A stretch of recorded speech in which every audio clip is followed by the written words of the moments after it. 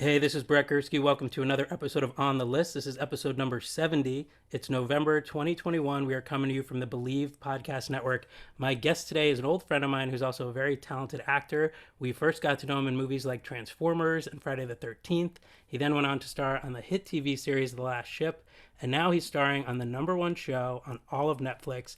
It's called You. Of course, I am talking about Travis Van Winkle. What's up? What's up? Thanks for having me. Thanks for the intro. Yeah, thanks for doing this. This is gonna be fun. I've been in LA since 2002, and I've always loved talking shop with my actor friends. So I turned it into a podcast. It seemed like a fun thing to do. Yeah, So we are on. not a bad idea, by the way. And you've always been someone that's you've always just been around.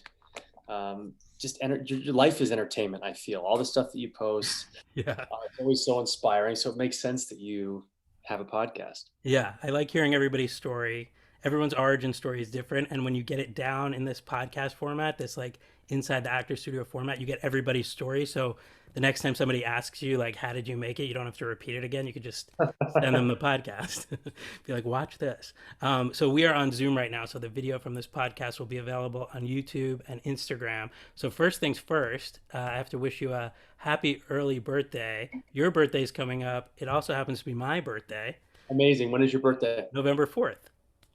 Oh, that's amazing. Okay, so mine's on the 4th, 5th. I know we've talked about this. I consider yours the fourth, but explain how yours is the fourth, fifth. Yeah, it really depends. So I was born on midnight of the 4th, which is technically the 5th. So So the doctor gave my parents the chance to choose. They said, well, since he was born at midnight, choose. Do you want the 4th or the 5th? And so my parents chose the 5th because, again, technically, it's the new day. 12 o'clock, midnight is the next day. And they actually wrote the 4th on my birth certificate. that's what I thought. I've always Yeah. thought your birthday is the fourth. So it was Yep. 1200 when you were born. Yep. Yep. And Wow. so what my parents ended up doing as I was a kid, they always let me choose.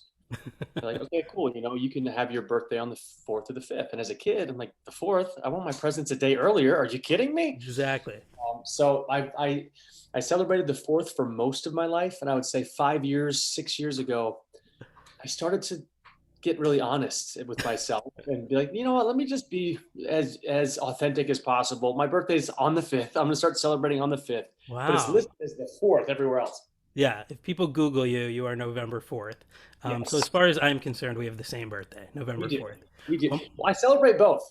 okay. Good. So we do have the same birthday. Yeah, and we are fellow Scorpios, kindred spirits. I'm actually November 4th, 1979. You're November 4th, 5th, 1982. Mhm. So you're about to turn 39, the last year of your 30s. How are you feeling about that? Age has always been one of those things that I've really embraced. Me too. I love it. Great. 39, bring it on. 40, let's go. Yeah. Um, I don't have an issue with that. I think the more I move through the ranks of age, the more I get to know myself and my place in the world, the more I understand how I belong to my tribe and to my family and to my friends, the more I feel like I have an idea of what I want to contribute to the world. And so the older I get, I think the better. It's just like wine. The older the better, I think. And that's kind of how I've always looked at it. And I've always been someone that has had a baby face. So when I was Hmm. 20, I looked 12. Yeah, When I me turned too. 30, I looked like 22. Yeah. And at 39, I'm probably starting to look closer to my age. So I'm catching up with it a bit, but I've always looked young. And if I shave my face, I look very young. And so I've always had this thing of like, oh, I wish I looked older. And I'm now, that is not the case. I Yeah. would like to stay looking this age forever. Yeah, exactly. But it's interesting because I feel like I'm still 25, So the number really doesn't matter to me either, but I've always just kind of embraced it. Like 35th birthday, at that birthday party, get big 3-5 balloons. 40th birthday, 4-0 balloons, just own it. So yeah, so you'll be joining me in the 40s. It's pretty good, I have to say. It's not as scary as it sounds. As a kid, I remember, you find out who has the same birthday as you. November 4th was always Walter Cronkite, which I thought was a good one. Art Carney from the Honeymooners, Loretta Swit from MASH, and then as we got older, it was like Matthew McConaughey, which is a really cool one. and P Diddy, which I loved because he always made such a Oh, big deal out of his birthday, like huge parties, and I do the same thing. So I always thought that was kind of cool. So yeah, you November know how to 4th. throw a party. I would say comparable to P Diddy. Oh, You guys thanks. are on the same level. Yeah, exactly. I do LA, he does Miami. I guess we Yeah. we do different coasts. But yeah, but it's a historic day too. It's like Barack Obama was elected on November 4th. My first birthday, Ronald Reagan was elected, so it's election day a lot. So embrace November 4th when you want to, and when you want to embrace November 5th. This year I have two birthdays. I embrace both. Yeah, But exactly. it has always been nice having the election day on our birthdays. It's Yeah, always a special moment. Not really the 2016 election, but no. for the most part, there's usually some excitement around it. So Yeah, it's cool. It's a date everybody, marks on their calendar. Yeah, yeah, it's cool. Another thing we have in common besides our birthdays, we're both big dog lovers. Our dogs are both here with us right now. My dog Buddy, your dog Karen. Say hi, Karen. here's Buddy and Karen. Karen need to meet. They need to hang out. They do need to hang out. I love it. And you've got her with you. She goes everywhere with you, right? You're on location now. You brought her with you. Yeah, I'm in Winnipeg right now. She just comes along. She's such a great set dog. She's amazing on airplanes. Yeah. Pretty much she's just acquiesces to whatever I want to do. She's like, Yeah. oh, I need to relax on the plane right now. Okay. Oh, I need to Yeah. be on set right now and just chill in your trailer. Okay. She's just so easy. Yeah. So I got lucky with her. Yeah, it's really cool. Yeah, Buddy's really good at flying too. We did like before the pandemic, we were doing 10 times a year back and forth, East Coast, West Coast, and he's just the coolest. He's been flying since he's like 12 weeks old. So he just knows we get on the plane, sleep in my lap, and when we land, we'll be in a new place. And Bro. it's the I mean, our best. dog is spoiled as shit. Yeah, exactly. And both of our Instagram accounts are kind of fan accounts for our dogs, which I always think is nice. But it's cool. I like, People I, keep pushing me to get to make an account for Karen, and I'm like, yeah, guys, I gotta just focus on my own. That's right. enough work as it is. Yeah. Like having a whole new account for my dog is it's next level. Yeah, if they want to follow her, they just have to follow you. She's on there. But yeah, I like that you're as into dogs as I am. I always like to see that. I almost feel like Buddy's like my soulmate. Like I found this dog and we just like hit it off. Life changing. Yeah, there is this quality to having dogs. There's this relationship it's just a really gentle, um, easy, Hmm. comforting, exciting, adventurous relationship, and they're just always giving you full on love. Yeah. They annoy the shit out of you, but then they like back it up with all the kisses and the snuggles. Yeah. They permeate the environment with joy. I love walking around with Karen because people, and even my last dog Nina, because I will Yeah. walk around, she'll be in front of me, and she'll just create smiles on people. And I always have Exactly. this awareness to look, oh, who really wants to say hi to her? Because some people will have that the expression of like, as as I walk by, and I go, Karen, say hi to your best friend. And I always create those opportunities for her to say hi to people. Mm. And so she literally permeates the environment with smiles and with joy. And so I then get to receive that. I get to receive the best version of other people, at least people, they're dog people, which are most people. Yeah. And so dogs just make everything better. I'm I just a agree. believer advocate in that. I agree 100%. That unconditional love. You're right. They just spread joy everywhere they Mhm. go. So before we talk about you, both you, Travis Van Winkle, and you, the TV show, I like to give people a little backstory of how we know each other. We've known each other a long time. I was trying to figure it out. I think like 2008, because that's when you guys were filming Friday the 13th. I think that's when we first kind of got connected. Yeah. And we'll talk about that movie more when we get to it in the timeline. But what I will say is that I moved to LA in 2002. By 2008, 6 years in, the kids that I was coming up with, and friends with were, starting to book jobs together. And that was like the first time where I was friends with the entire cast of a movie. Everybody booked that movie together, and it was so cool. I was like, this is the coolest thing. You're all doing Friday the 13th because everyone's the same age. And it was you and Jonathan Sadowski, who's been on the podcast. Ben Feldman's been on the podcast. Aaron Yu, who I went to high school with, East Brunswick High School in New Jersey. Jared Padalecki I'd worked with on a movie called Cry Wolf. Ryan Hansen, Amanda Rigetti, Daniel Panabaker, Juliana Gill, Oh, who's been on here. And everyone's had like such an amazing career, steady work. steady And work. It's such a dope cast. I was really pleased with that cast, and we yeah, got to go. We'll talk about that when we get to it. But there's some yeah, cool stories when it comes to F-13. It's a great franchise to be a part of, man. Oh yeah, it was amazing. But yeah, I remember you sort of entering the orbit of my world around that time with all those Yep. kids, and everyone was just so excited to be a part of that movie. It was such a franchise we grew up with. So I still remember the excitement of 2008 and meeting you, I think through Juliana, and just, the fun of it. So we've known each other probably, I guess, 13 years, which is appropriate. Friday the 13th. Exactly. And then It's a did you lot. have you I remember you inspired me to keep looking at shelters for dogs. Really.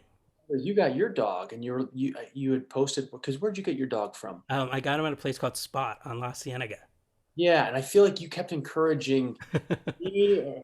I don't remember how it all happened, but I just remember you were involved with that process for me. Totally. Yeah, I think you said you were like starting to look, so maybe I would DM you rescue dogs Yes. whenever I Yes, yes, saw yes, 'em. yes, yes. Yeah, there's a bunch of people who could probably say I inspired them because they would tell me what kind of dog they were looking for, and I follow all those rescue places on Instagram. So when a dog would pop up that looked like what someone was describing, I would send it to them. So the same thing happened. Grant Harvey, he's an actor. I sent him a dog, and he went and got her, and that's his dog now. It's amazing. Yeah, and You get a dog and you get a dog and you get a dog. You're exactly. Well, for me, it was I had started hanging out with Chris Evans, got a dog named Dodger. And so I'd been hanging out with Dodger for like 2 months. And then I went with friends to Spot. They wanted to get a dog. But I saw Buddy and I'm like, I'm leaving here with a dog. And I just fell in love at first sight. Never felt anything like that. I was like, picked him up and I was like, I have no idea what I'm doing, but I will figure it out. And he just yeah, looked me in the eye and we figured it out together. It's been yeah, really cool. yeah. The process of getting a dog is really exciting and terrifying. Oh my Uh, God.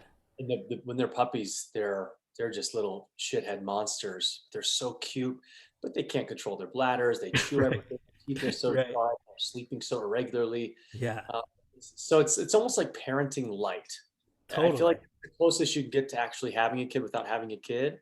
And you go through a lot of the similar things that parents will go through, but I mean, a much lighter version. Do not get me Right. wrong. Not the same thing.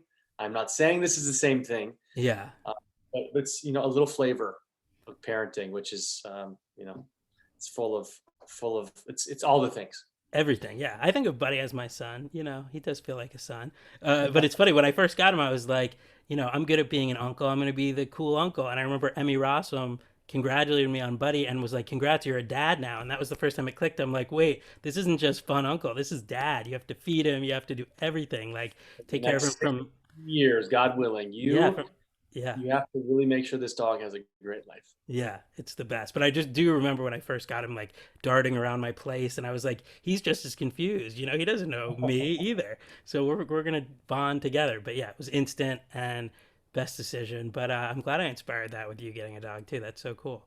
I love that. I love to hear that.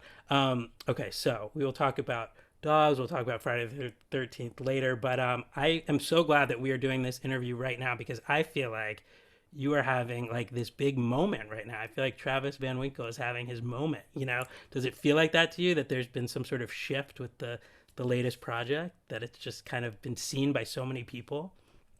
I think being on you is, it's just a remarkable show. To be a part of it feels pretty special. So this feels like it is absolutely a special moment in my life. Yeah. It's a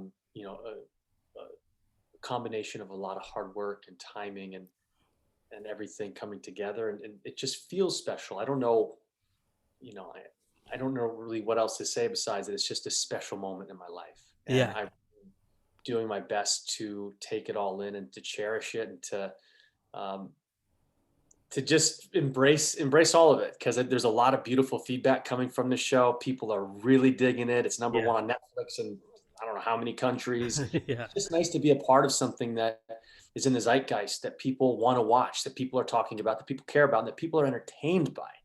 Yeah. There's always that Russell Crowe line in Gladiator. Are you not entertained? Yeah. It feels nice to be a part of somebody's day in a way Totally. that enhances it, or in a way that gets them thinking or talking or feeling things or laughing or like on the edge of their seat, whatever it is. To be a part of that storytelling it's been great. So yeah, I'm cherishing this moment and excited to see where it takes me. Yeah, because even to, you're feeling it, but even everybody watching is seeing that you're having this moment. It's obvious, I think, to everybody what's happening. Being the number one show on Netflix, no easy feat. There's a ton of stuff to watch on Netflix, movies, TV shows. So to be the number one show, they have 214 million subscribers. That means That's it. millions and millions. That's it. But that means millions and millions of people are tuning in and watching it. And like you said, all the emotions, because it's funny, it's scary, it's heartfelt, it's sad, it's you go through the roller coaster, so yeah, you are a part of everybody's day and taking them on that ride, and I think that's Yeah. really cool. People are Yeah. really passionate about that show. It's a good feeling to have something be received with just to be received so well, to Yeah. be part of something that's being received in a way that I think is making a splash is pretty Yeah, exciting. it's awesome. Yeah, one thing I've always thought about you is that you always look like you're having so much fun. Anything I've seen you in, like you can tell that you had fun doing it. Like you love what you do, you're grateful for the opportunity to be doing it, and you just like enjoyed yourself on set. I think that really comes through in your work and always has since I've known Oh, you. I love Um, and thank you. yeah, and you is such a showcase for that. I feel like you really got to put your entire self into it. So, talk about the experience. Talk about you. Yeah. So first of all, thanks for saying that. Jack Nicholson talks about acting as autobiographical. Mm. You can't help but put yourself into these roles. You are this person. We, every human being has the capability of being everything, and so you're just pulling these pieces from yourself that's there, it might be dormant inside of you, Yeah. but it's there. And so each character gives the opportunity for me to play in a new way, to discover a new part of myself, to enhance a part of myself that already exists. Um, I feel like Carrie for me was like there's a version of Travis in there for sure, Yeah. but Carrie is like me on a lot of speed, cocaine, as much espresso as a body can handle. Yeah. It's me to the extreme. I have never Dialed up. Yeah. way dialed up, and there's a lot of fun to play in that. Carrie is all about excellence, and Mm-hmm. he wants to get to the top of that mountain, and he lives his life by a certain creed that nothing is going to stop him, and that he is here to help people and awaken people. Yeah. And there's something so just invigorating to play as an actor, um, a character that just has that much fucking passion. Yeah. And so I feel like anytime I'd get on set, it was really a joy to tap into that, just to get into that lane and run. Yeah. And one of the fun things one of our director and executive producers, her name's Silvertree, one of the notes she gave me, she's like, "Hey, great take. You're never going to believe that I'm going to tell you this, but can you go bigger?" Oh my I God. was like, "Can I go bigger? Really? You guys want me to go bigger?" And it's like, okay. And so really trying to manage that while making it all believable and grounded. How big can you go? And like really finding that line was fun. But the prep for Carrie was insane, man. I hit this from every angle. Yeah. I put on 10 pounds of muscle. I hired a nutritionist and a trainer. I dedicated myself like an Olympic athlete to building out my body and my mindset. I read tons of sports psychology. I was reading sports fiction Yeah. religiously throughout the entire production. Um, I worked with a couple different coaches on really navigating the psychology of Carrie. Um, I was deep into a really amazing meditation practice and a breathwork practice I love that. because that's what Carrie would do. I Yeah. feel like I did all the things. Carrie was all about biohacking and all about fitness and like really checking in with himself. So I feel like I did all the things that I needed to become Carrie. And in the process, I learned some shit about myself. Yeah, definitely.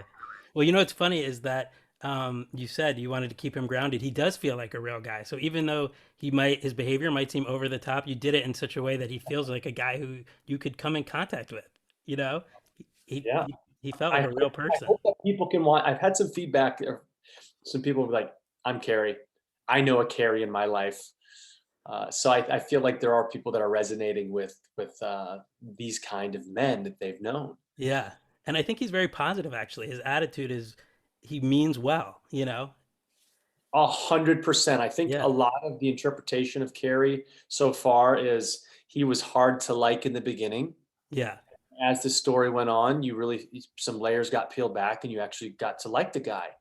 And I think that there is, for me, what I chose to play is that he is well intentioned, he is altruistic, he wants to help people, he has a Yeah. strong desire to do good, he's looking out for the betterment and the best interest of others.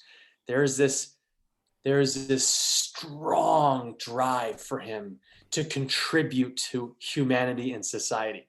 That was a big part of who Carrie was. And although Yeah. he may have been a bit over the top and annoying in some regards, that was the core of Carrie that Yeah. I just Yeah. Well, we're going to get much more into Carrie in a second. I want to give people some backstory on the TV show You. So it's based on books by Caroline Kepnes. First book was called You. Her second book was called Hidden Bodies. And Greg Berlanti and Sarah Gamble produced the show. The first season was originally on Lifetime, but it wasn't until it went to Netflix that it just took off and became this phenomenon. So then Netflix renewed it for season two. And then it did so well again that they renewed it for season three. And that's when you joined the show. So season three premiered October 15th. All 10 episodes are available to binge. But to get the full picture of how Travis Van Winkle ended up on season three, we actually have to go back to March 2020. Everybody knows that that's when the pandemic began. And this is a really interesting story that you have. Tell everyone where you were and what you were working on when the pandemic hit and how it led to you. yeah, the pandemic, I mean, it just surprised everyone, obviously, but Yeah. I had just gone through pilot season. So for everyone that listens that knows pilot season, they don't need a description, but I'll describe it for those that don't. Pilot season is a time when all the network shows are being auditioned for, and it's a rush to get on a show. There's Yeah. hundreds of shows that are usually produced during that time. It's actually gotten shorter or a smaller amount through over the last couple of years, but it's a mad rush for an actor. You have tons of auditions for about 2.5 months from the mid January to like the end of March, and it's just a mad rush to get on a series. Yep. And I was fortunate enough to find this amazing series called Good Sam with Sophia Bush and Jason Isaacs and Sky Marshall and another one of our mutual friends, Edwin Hodge. Yeah, Um, for it's sure. the show is it's an amazing show. Katie Wetch was a showrunner. Jenny Erman, they worked on Jane the Virgin, so it was just and CBS was behind it. It was Yeah. an incredible, incredible hour-long dramedy where we played heart surgeons. Oh, And wow. I was fortunate enough to go through the process and land that show. And we were all so excited. We were flown out to Toronto. We were just gotten our fittings done and we finished our big table read. It was Friday evening. We were going to start filming that Monday. We get back from the table read. We're all going to go to dinner and just celebrate. And we got the call, hey, we're going to, shut you guys down. The whole world is shutting down. So you guys are going to go home for a while. We'll circle back to this. And we all thought, okay, a couple months, we'll be back. Yeah. And that wasn't the case, clearly. But through the process of the pandemic, we all stayed in touch. We were all reading books together about heart surgeons and Oh, wow. doctors, and we were all connecting on FaceTime and Zooms, and the cast was really building. Um, and as the pandemic just kept going on and on, they kept pushing the production date for our pilot. We never got to film the pilot, so we didn't know if it was going to actually go to series or not. We were just waiting to film the pilot, and CBS had canned a bunch of other pilots that they had going during the pandemic. So we knew that they kept us, and Mm. that they were going to, something special was going on with the show. And eventually, um, the audition for You came in, and I'd never really seen the show, so I got this really, I connected to this role. I was just like, oh, I can really play this. This is fun. I just threw on a tape out there, and I booked the role, and that happened to be a couple days right before I was supposed to renew my contract for the CBS show. When was And this in the this pandemic? Like was what month? September like 25th, Wow. 2020. And I was Wow. supposed to renew my contract by September 30th with CBS. And You came through, and I basically said, hey, well, let's do both. Why can't I Yeah. do both? You was a Yeah. 1 year contract.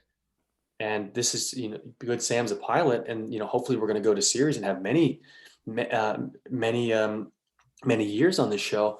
And so let's do both. And so both the showrunners knew each other. And so they started talking. How do we make schedules work? Let's make this work. We really want this to work for me, for Oh, Travis. cool. Really excited. And I loved it. They were fighting for me. And unfortunately, the schedules just couldn't click because it was the 14-day quarantine in Right. Toronto.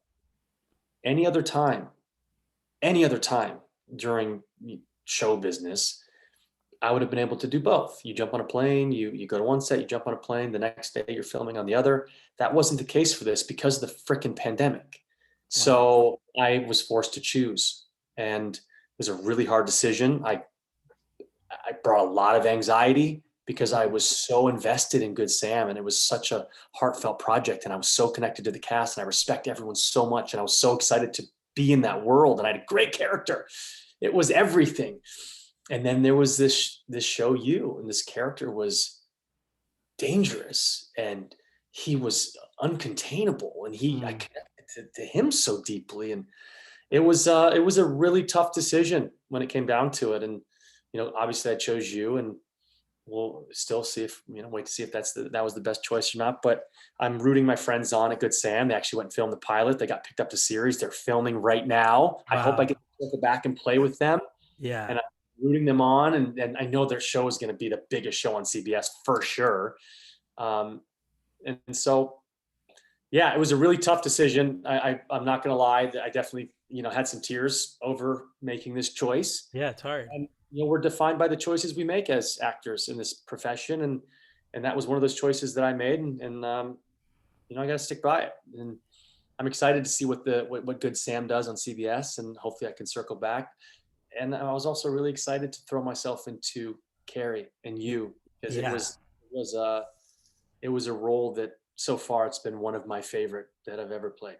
Absolutely. Yeah, it's interesting how this global pandemic literally changed the course of your career and made, everything happens for a reason. I think it was supposed to happen that way, and I think Carrie Conrad was meant to be played by you, and it took a major world event for it to sort of go that way, but it's interesting from an acting standpoint. You had an opportunity to go on a hit Netflix show that was guaranteed season, 10 episodes, or a pilot that may not get picked up. There's a lot of variables, and so you just had to go with your gut, and you connected with Carrie, and I Yeah. think it paid off. I think it's paying off. It was a strong choice, and I asked a lot of the people that I trust in my life what they thought, and everyone Yeah. had their opinions. But when it came down to it, it was something that I had to make for myself, Yeah. and I really meditated on it, and yeah, I'm here, Yeah. and I'm here, and I'm really happy that I got to play the role of Carrie, Yeah. and I'm really happy that people are digging it. Yeah, I can't imagine anyone else in the role, and I think it's some of your best work for sure. Um, you and your, you play half of an Instagram couple, and I think you guys emerged as the most memorable characters of season three. I remember hearing that you were joining the show. The Deadline article comes out, and then another one came out about Scott Speedman, who I'm friends with, and I was just so glad you guys were joining the show because I was such a fan watching seasons one and two, and I was like, how cool that they're going to go into that weird universe of you, and the tone of the show is just so unique. It And you really guys is. got to play in that world. So explain the tone, because I would say it's psychological thriller. It's also satirical comedy. It's almost like it's what I love about kind of like the Scream movies, because it's like a thriller, but there's enough comic relief that you're not sitting there terrified. It's a very, very unique tone. So how would you describe the tone of you? You know, the tone, they have to really walk a fine line here, because Yeah. when it comes to the creep factor of Joe, you're rooting for someone that's doing terrible things, but you end Yeah. up caring about him because he has this inner monologue. Oh, yeah. One of us has an inner monologue, and a lot of we can relate to that, where you think one thing but you say something else. Yeah. And I think there's something that's very relatable about his, not his journey through stalkerdom, Yeah. but his journey through trying to be a better person, his journey through trying to get over some form of addiction and failing at that, his journey to want to do his best in his life and put his best foot forward, but somehow stumbling. We're all stumblers in life. I think that there's just something at the core of that that we all can connect and relate to. And so I think when it comes to the tone of the show, I remember in some of my first meetings with Sarah Gamble, that's the showrunner. She's fucking brilliant. Yeah. We would have these conversations about Carrie and the tone of the show, and they would always remind me the tone is it's really even, like everything is underplayed. Mm. You basically just keep this as believable as possible. The writing is so bonkers, fucking Yeah. shit crazy that you don't have to put too much on it, and so play everything down, play everything real, and the tone of the show. That's why I think it works, because it's people are just downplaying performances. It's all very real, and yet the situations are unbelievably ridiculous. Right. Uh, but the tone is the tone, man. It's its own thing. I don't. Totally. I think the writers. I'm pretty sure that they didn't know how audience would receive this, and I'm sure they're so grateful that they audiences get it. They Yeah. carved out this lane and it works. And um, I don't think I answered your question about the what the tone is, No, but no, no, you did. For sure. It's unique. It's like it's its own thing. That's absolutely right. And I think it's wild that we root for Joe and then Love to get away with these, heinous acts, but we're really hoping that they don't get caught. It's such an interesting thing that they get us rooting for them when we really shouldn't be. yeah, and I think there's something about humanity where we're drawn to people that break the rules, Mm. because we all have this desire to we all conform in a certain manner in our lives. You have to, you've got stop signs, and you've got traffic lights, you've got laws that you have to follow. We all kind of have to fit into these norms of society. And I think whenever you have these outliers that break the rules and they don't live in that space, there's something that's, I don't know, enlivening about it. Even though it's wrong, Hmm. there's something in us where we all have this little rebellion in us. And that's probably why there's so many successful murder freaking documentaries on Right. Netflix and other platforms, where you're it's just it's crazy that it hooks you and that you're fascinated by it, yet you despise it at the same time. It's like it's really complicated, yet I don't know, man. It's got us gripped. Yeah, it's fascinating for sure. I want to talk about the cast of the show. So Penn Badgley plays Joe Goldberg, who's become this kind of iconic character. Victoria Pedretti plays Love Quinn Goldberg. We met her in season 2. She's now married to Joe. Saffron Burrows plays Love's mom, Dottie Quinn. Travis Van Winkle obviously plays Carrie Conrad. Your partner in crime, Shalita Grant, Sherry Conrad. Scott Speedman plays Matthew Angler, who's Joe and Love's next door neighbor. Michaela McManus plays Natalie Angler, who's Matthew's wife. Dylan Arnold plays Theo Angler, who's Matthew's stepson from a previous marriage, if everyone can follow that. And then Taddy Gabrielle is Marianne, who's the local librarian who becomes an object of obsession, we'll say. It's so well cast. David Rappaport casts it, right? He's the best, He's the man. best. He's a friend of mine. I met him back when he did Gossip Girl and Prom Night. He had asked me to throw like a 2 or 3 year anniversary party for his casting company back at Stone Rose when I used to do those parties on Wednesday nights. And so I met David Rappaport, and I've watched him go on to cast, 90210 and then everything on CW, all the Greg Berlanti shows. You, it's really been amazing. He's got such an eye. He always casts the perfect person for the role. It's Yeah, he's fascinating. a phenomenal casting director. He gets it. It's a really easy lane for him. Yeah. I feel like anytime I've been associated with him, read for him, I always feel comfortable. I always feel seen. I always feel like I'm just I just always feel like I'm worth $1 million when I'm around that guy. So he's Yeah. really good at what he does.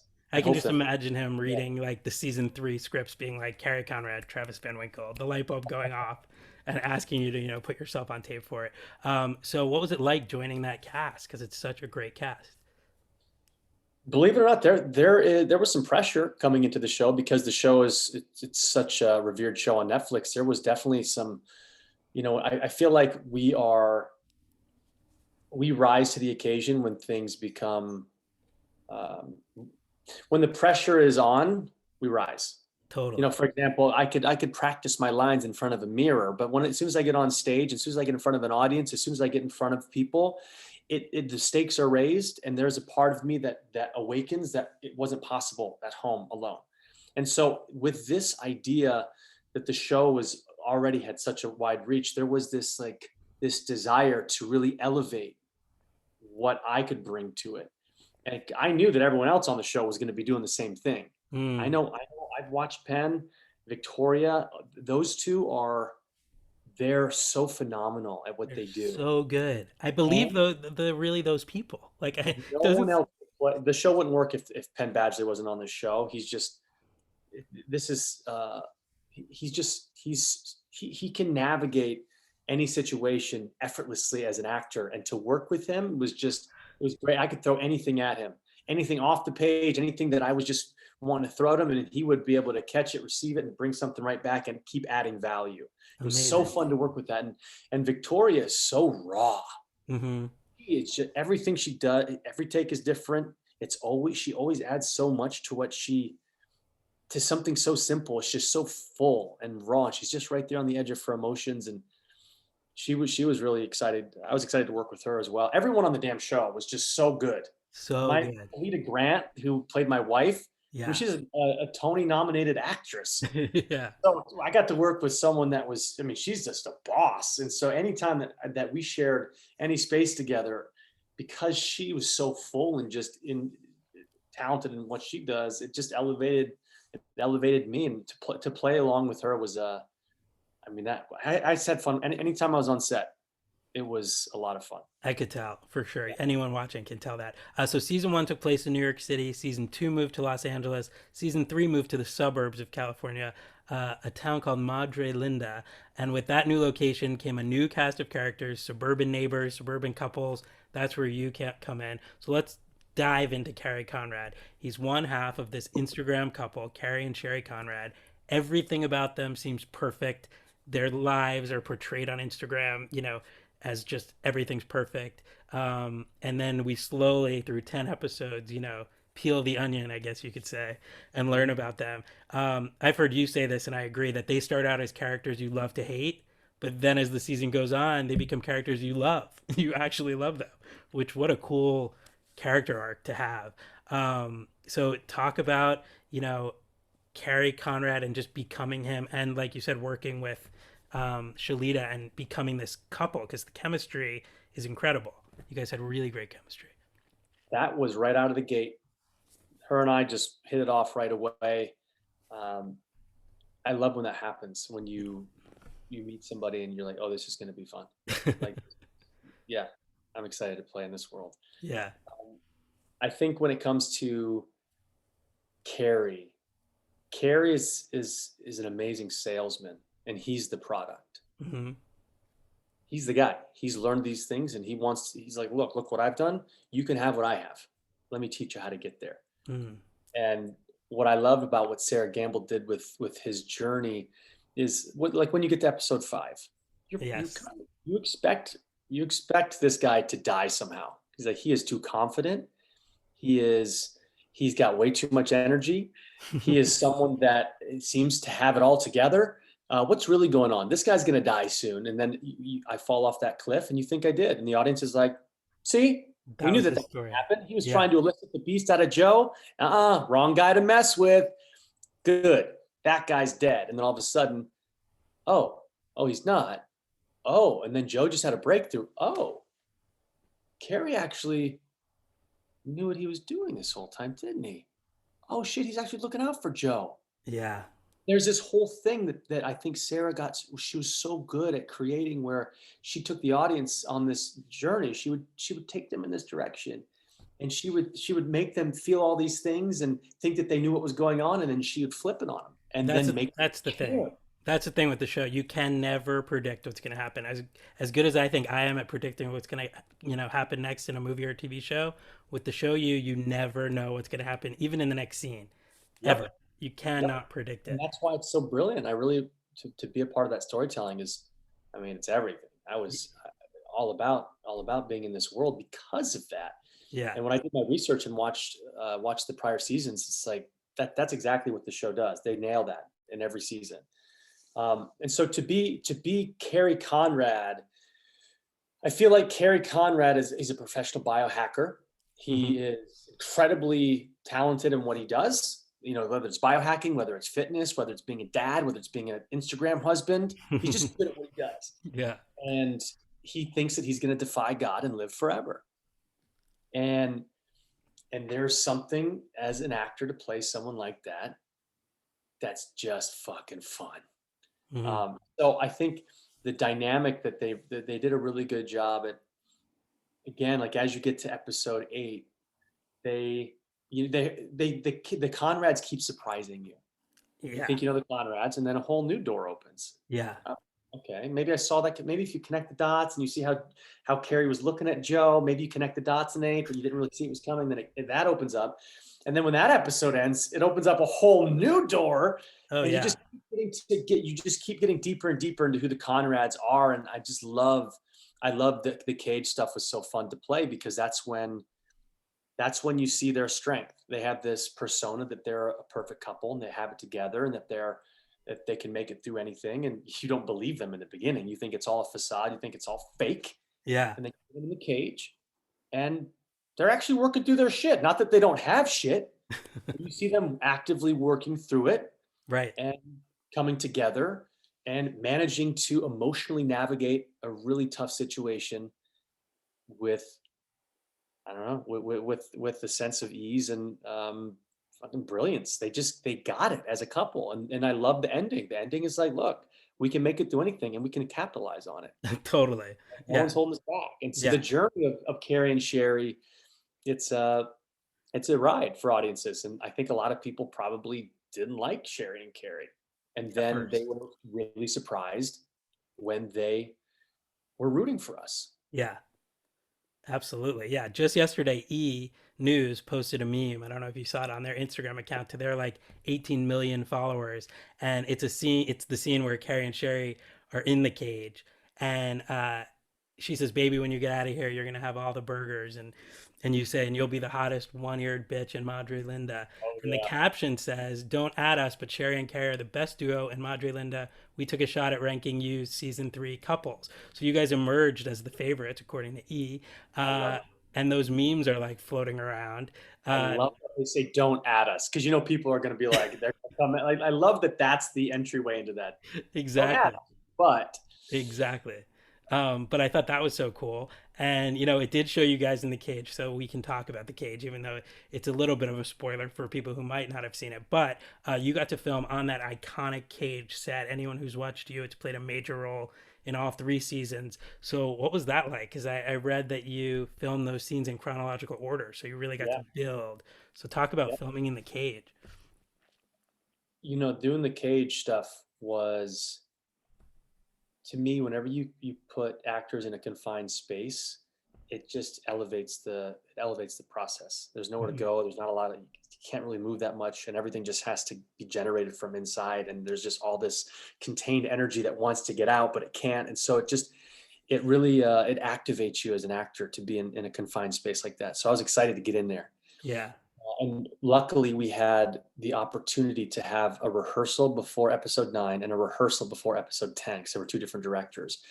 And so the process of rehearsing was really helpful to get in that cage, to kind of figure out your place in there, to how it would feel, the blocking, just to get out, just get in there and just shake it out, and to Yeah. get a little clear on what we were doing was really helpful. And then to be able to shoot in chronological order, you don't get that in this town. In this business, whether you're filming a movie or a TV show, no, everything is shot out of order, and you have to really track your emotional journey, and then you just have to be really clear on where you're coming from, where you're going in a scene. And there's just a lot. That's part of the work as an actor is really navigating your schedule, Hmm. navigating the emotional trajectory of your character, and being able to rearrange that according to the schedule. And so Yeah. for this to go into to shoot sequentially, it felt like it was just a blessing to be able to do that as an actor, because it was more like a stage play in a sense, where we got to really build the moments. And then that scene was done, and all those moments, all the memories, all the images, everything that happened was built. And then we got to Hmm. go into that scene, and it was nice to play that, and I think that really added to the performances in the cage. And the writing is just ridiculous in the cage. The shit that we got to go through in the cage is so fun. Right. And I mean, I shoot my wife in the ear. I'm shitting in a bucket. She shoots me in the leg. I'm doing yoga poses and breath work, and like the whole thing. It was to me that was the cherry on top. Hmm. Was getting to end my run on that show in the cage. Yeah, and I think it was the first time two people were ever in the cage together. Usually they just lock one person in there. Yep, we're the first couple to ever be in the cage and to make it out. Yeah, So so no one's ever had to interact with anyone else in the cage. So you guys really got to do something unique and monumental. That was the infamous episode 8, where that begins. That episode is called Swing and a Miss. So oh, we've got to talk about episode 8 because I think it became kind of like an instant classic in the world of yeah. you. There's a much talked about scene where Carrie teaches Joe, you've described it as self love. So, how do you prepare for a scene like that? I teach Joe self-love. You posted an Um, Instagram video about the makeup process for something like that. yeah, So yeah, talk about what that's like as an actor because I think that's pretty interesting. yeah. Okay, episode 8. Let's do it. Episode 8, swing and a miss. Dive in. Um, when I was originally talking to Sarah Gamble about my role, she mentioned that there was going to be this scene in the series later on in the series, and it's like, oh fuck, that's uncomfortable. That's definitely, I think that's okay. I've never done that on screen before. Okay, it took some mental preparation. There was Hmm. also excitement. It pushed me out of my comfort zone. It definitely stretched my boundary level. It really it put me out there, and I You had never. seemed very comfortable. You seemed very comfortable. That's why I put on 10 pounds of muscle, Mm. because I knew Carrie was going to be shirtless and naked, particularly in this scene, Hmm. and I wanted to put on the 10 pounds of muscle because that's just I wanted. I think um, physicality really that embodiment really helps you understand a character, and I feel like putting on that 10 pounds of muscle just helped me become Carrie more, and I felt more comfortable, especially in episode 8 when I had to reveal everything. I just felt really good about what the work that I'd done. I put in at that point. I was about 4 months into my nutrition and my Wow. fitness training, where I was eating very specifically every day, 6 meals a day. I was working out 5 to 6 times a week. I was I had a whole structure and strategy in place to put on 10 pounds of lean muscle and to Right. lose fat. And I was Yeah. 4 months into that process by the time I got to episode 8. So by the time I got to episode 8, I was feeling really strong, really good about where I got physically. I'd never been to this place physically as a just I've never been there before. And so to actually hire the best, Grant Roberts, he's the one that helped me, and to say yes to everything he told me to do. I Mm. never missed a meal. I never missed a workout. I was the best student because I knew that he was an amazing teacher, and I just said yes. And so to go through that process and find that it was working and to feel really good physically, that was a big component in my comfortability on set that day. Yeah. Second thing about being comfortable on set that day is I was very clear that this when I got to set that day, I talked to everyone before we filmed, and I was very clear that this was potentially an uncomfortable scene. This was going to be uncomfortable for me. I'm going to play and I'm going to go crazy and let's get it done. Let's get everything we need. But just know that we're all in this together, and let's just get the work done. So I let them know I was vulnerable and shared that this was not going to be comfortable for me, and it's Okay. probably not going to be comfortable for any of you to watch me do this in a room. And so I think to start the day off just expressing myself was helpful for me personally, psychologically. Hmm.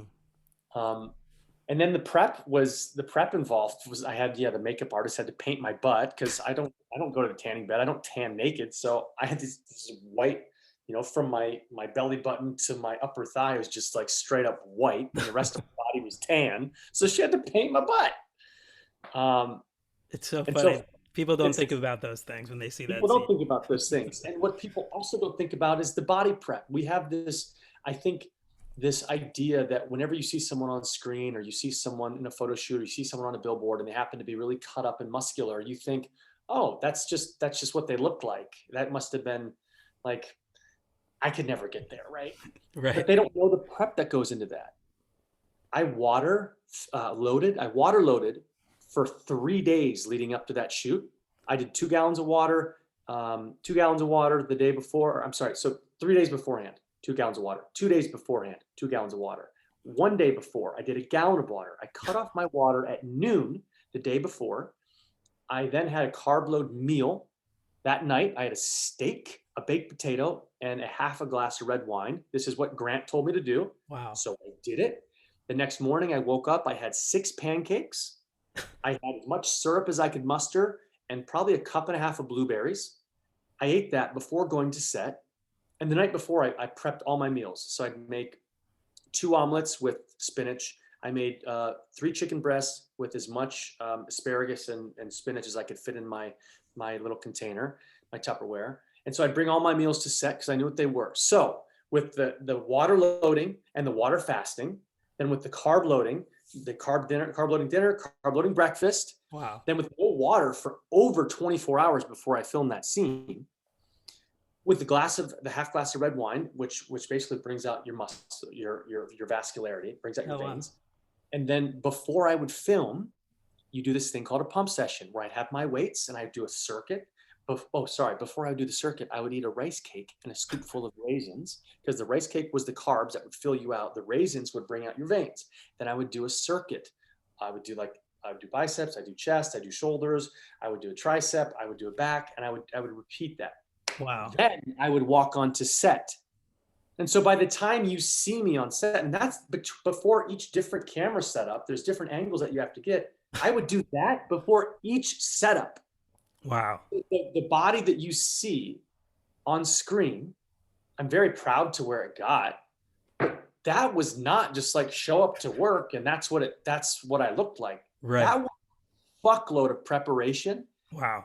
I don't want any man to look at that and go, oh, I could never get there. You can't. With the amount of work that I put in, with the amount of preparation, with all the little tricks that I put in place, it's something that can absolutely be done if you know what goes into that process. That's very interesting.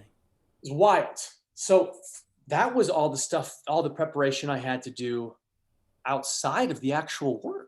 That Yeah. had nothing. That wasn't anything to do with my relationship with Carrie or with Joe or with Penn, with the dialogue. But it all fed into it because Wow. what I'm teaching him is self-love. You think the tension of this scene is you think that we're going to hook up. You Mm. think that Joe is gonna say yes to this so he can blow up his marriage and he's gonna hook up with Carrie because that's what Carrie is wanting in this moment. And so Hmm. this moment builds where you think that's gonna happen. And then what Carrie's really doing is teaching Joe about self-love. Hmm. If you don't want to fuck yourself, who's going to want to fuck you, my man? And so there's that Exactly. whole moment. And what I told the director, Pete Chapman, Pete's amazing. Pete's a great director. I told him, I said, I'm going to give you everything. I'm going to go really low and I'm going to be really subtle. I'm going to go as ridiculous as I can go. And then I'll give you something in the middle. Let me just go the gamut because I don't know what this is going to look like. I don't know how to do this scene. I don't know what this should be. So I'm just going to kind of give you everything and you guys choose. And that's what we did. And so I feel like that scene was a lot of fun for me. It was scary. It put me out of my comfort zone. There's a ton of prep that went into it. It challenged me in more ways than one. And it was, I mean, when the way that it turned out, it was actually a pretty funny scene. So Totally. I'm pretty happy with it. Yeah. You know, and the morning of, I pitched this idea to Joe and to Pete. The writing is so good on the show. You don't have to add too much to the show. But Right. I pitched this idea that I feel like it was a power move to have Joe look at Carrie's dick. Right. And it was, so I stood in front, I pitched that in the morning. I said, hey, how it would be it'd be kind of funny if I asked Joe to like look at it. And Joe has this like, he looks every different direction and finally he looks down. It's such a funny, stupid moment, but it was fun that I could add that into this world as a power play. Yeah. And then you hear his inner monologue saying he doesn't want to, but he will to get this over with.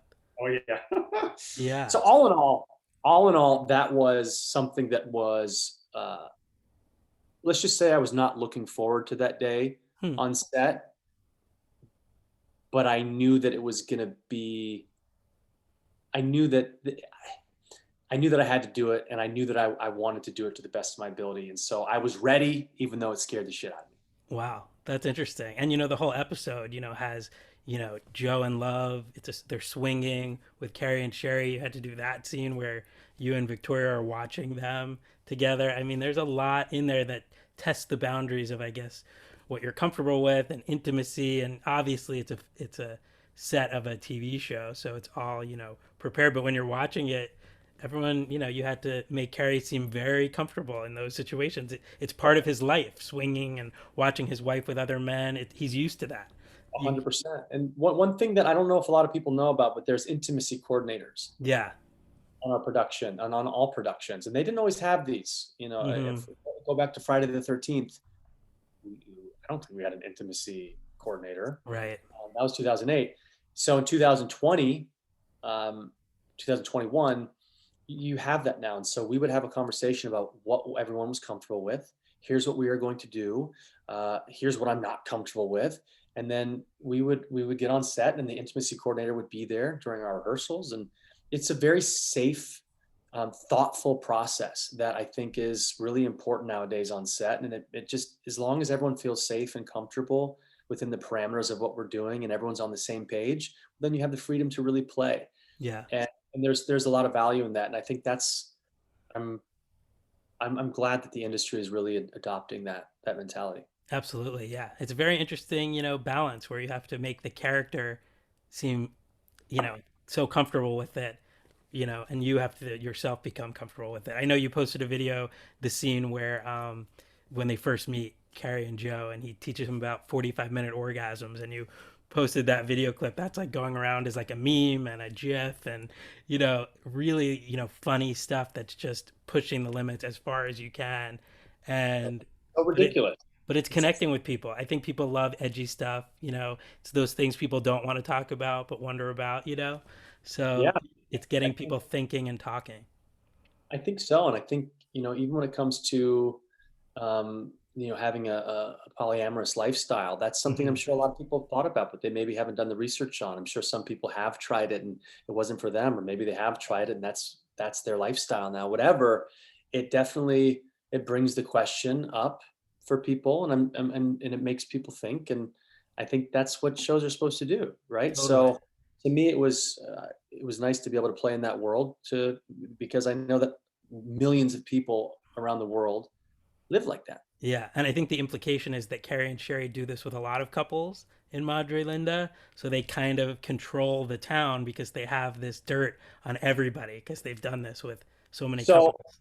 so that was my wife. That's Sherry's mentality Hmm. in this, that she now has gossip. She's actually seen everyone from the waist down. So she has power. That's not Carrie. Carrie's into that because I think that there's a different motivation Hmm. for Carrie. And I don't think it's to manipulate others. At least No, that yeah. that that was my choice. Yeah, absolutely. And you mentioned episode 5. I want to mention also because that was the male bonding camping trip. And that's the episode where it's so powerful, your performance in that, because you're trying to get these guys to come out of their shells. And you do something you mentioned with the Joe character that we haven't seen in 3 seasons, which is he finally breaks down and he finally smiles and laughs and is happy to have friends for the first time ever. Oh, Um, that's what friendship feels like. yeah, which is so interesting. I was like, wow, we've never seen him have a real friend before that didn't have some sort of ulterior motive for his schemes. And so, what was it like preparing for that episode and filming the camping trip? Had you ever done sort of like a male bonding trip before in real You life? know, I have my dog Nina passed away in New York. Got hit by a car, unfortunately, in 2018, I remember, yeah, and terrible. I just happened to be. I don't know how I got invited, but I went to this men's retreat called Junto in Hmm. upstate New York, and it was incredible. Like, it was very intentional. We talked about relationships with our fathers. We talked about things that we've go through as men, talked about the relationships that we were in and our victories and struggles. And we talked, which is a very intentional thing that we did. And I felt like my heart needed that. Mm. It really, at that moment in my life, it really needed that. And I found immense value. So that was the only kind of men's retreat. I guess I definitely have been involved with men's groups. I've Hmm. definitely, been involved with other men, specifically just having discussion with men. Even in Malawi, I went to go build a school in Malawi years ago, and we sat around with the chiefs of the tribe, the male chiefs of the tribe, and all the men from our Trek group sat with the chiefs from that particular village, and we just talked like men. We talked about stuff that men went through, and it was really special. So yes, I've been involved with men's work in some regard. Um, I have I grew up camping. Hmm. I grew up doing that kind of stuff.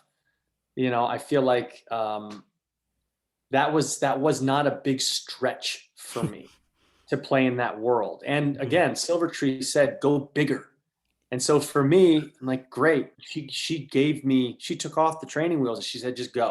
Hmm. And that was really fun to go to go after Joe with everything I had.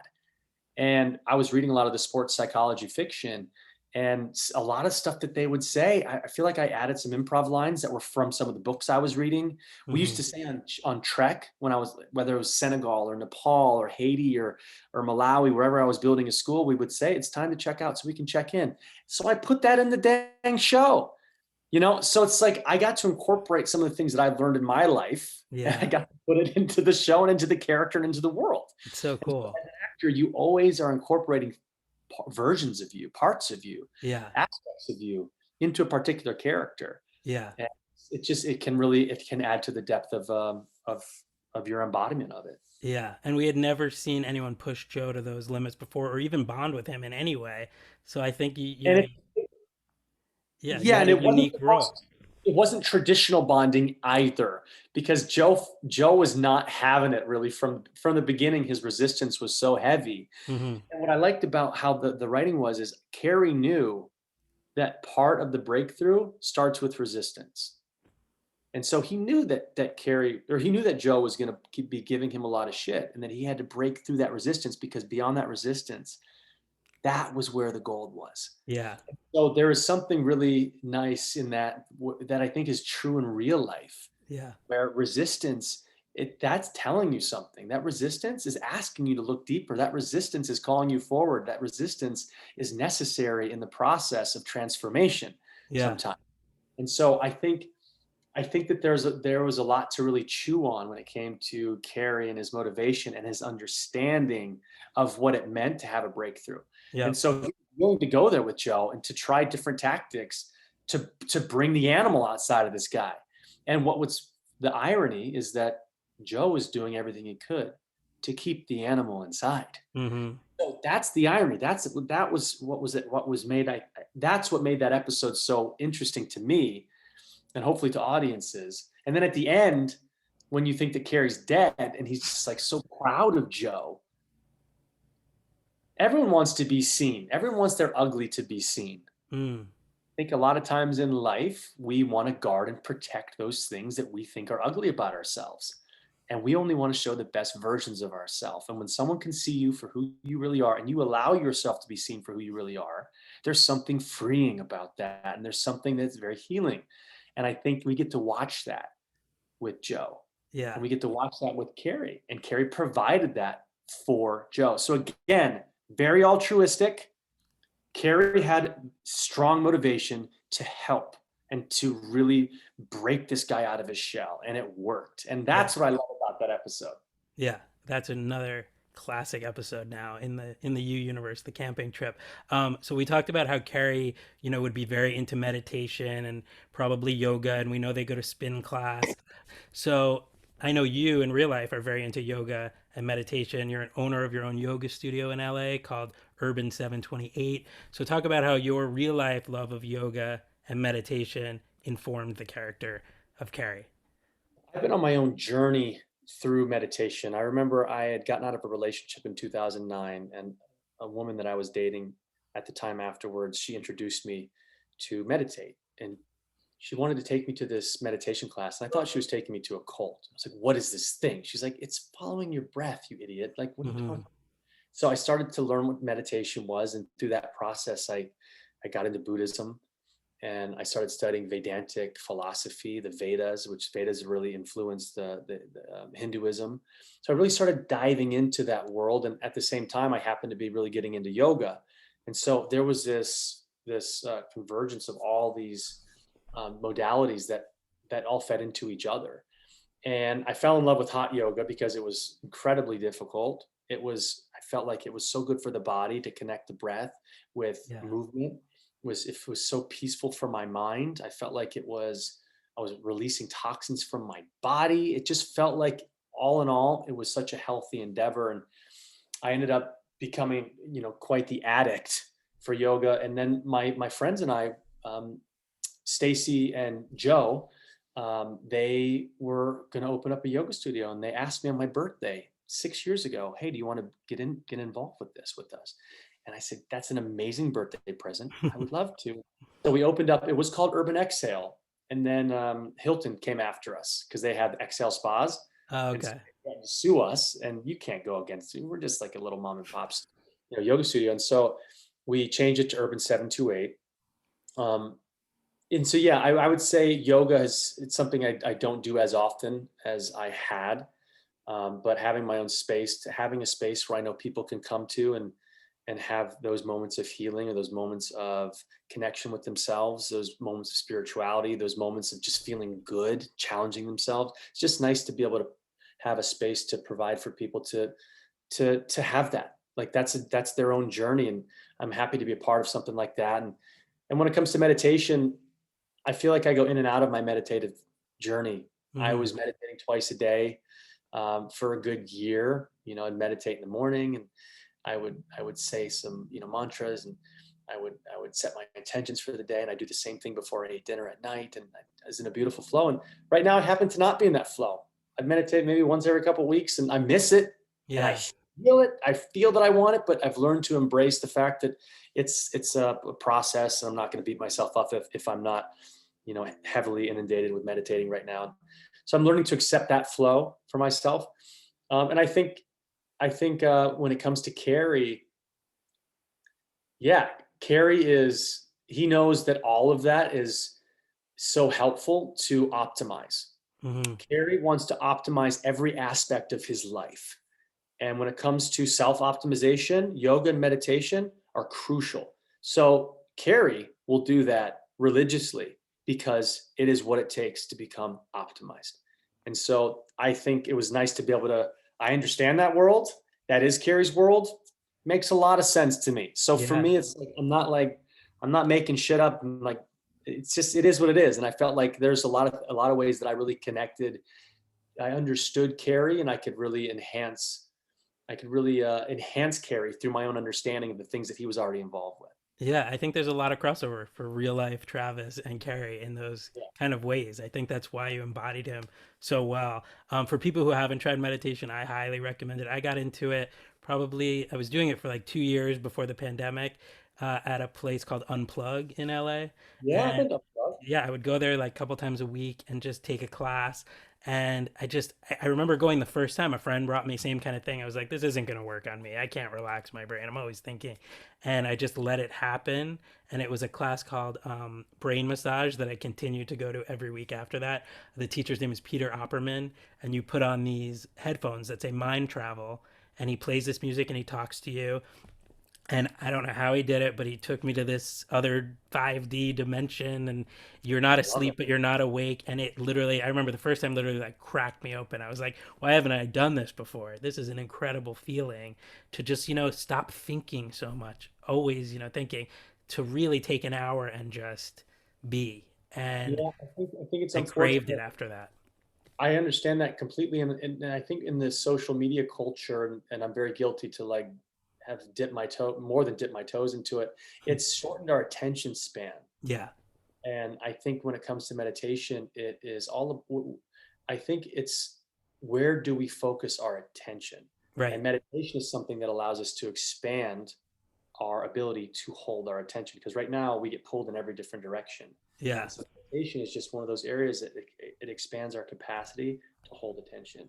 Yeah. And it doesn't mean that we stop thinking, Right. because you're still going to be thinking. It's just the process of understanding, oh, well, there's a thought. Am I going to attach everything to it and go on this journey? Sometimes you do. And then you realize, oh, I totally forgot that I'm, following my breath and meditating right now and then. Exactly. Check back into center and drop in. And it's a process. It really is a process. And I think I'm glad that you found a place where you can go and do that every week. Yeah. Calm is an app that I've used quite a Oh bit. yeah, I have I that think too. Calm is a really they do a really good job at guiding you. Mantra based meditation also is really great. I feel like that's something that I did for quite a few years that I check back in with every now and then. I like And that too. Yeah. there was one time, hopefully someone, whoever listens to this, can use this as a Christmas present for someone. But my brother one year got me this Christmas present where he bought me 8 classes. And I forgot what the center was called, but basically they teach you how to meditate. You have 8 sessions and they walk you through the basics. Oh, And cool. I feel like that was something. I went to meditation school. It felt like, Yeah. I've been on a silent retreat in India. I was in silence for 10 days, and Oh my I God. feel like I've always been interested in understanding how to slow down and to really love myself in the biggest way possible I can. And meditation has been an avenue that has helped open up more doors into that world. And I like Carrie mentioned, self-love. There's Yeah. different ways to self-love. Yeah. I think all of us struggle with self-love. I think all of us are hard critics on ourselves. I think all of us expect so much from ourselves, and we have these expectations in life that sometimes don't get met, or they do get met. I think life has its own challenges, and I think meditation is one of those things that it allows you to really um, just embrace it all for what it is, and to slow the fuck down, Yeah. and to just really appreciate the moment. Right. And there's a lot of value in that. And so right now, in talking about it, I'm like, well, damn, I should probably get back into my meditation Yeah, pocket. But it's nice when you're in the zone. Yeah, the pandemic threw me off from going in person, so I started using the apps. But yeah, Unplug. What's cool about it? It's called Unplug, and when you walk in, they take your phone, and they charge it for you while you're in there. So it's literally this hour without your phone, because a lot of times, you get a free second, you look at your phone. It's just a habit, yeah, and so. And you mentioned mantras. Two of the mantras I loved that you can borrow that I learned at Unplug. One of them was, "Where I am right now is exactly where I'm supposed to be." And it's so love that. interesting because we would say it over and over. And then when that clicks, wow, it's a That's great feeling. beautiful. Yeah. And the other one that I loved was, "It's just like this for now."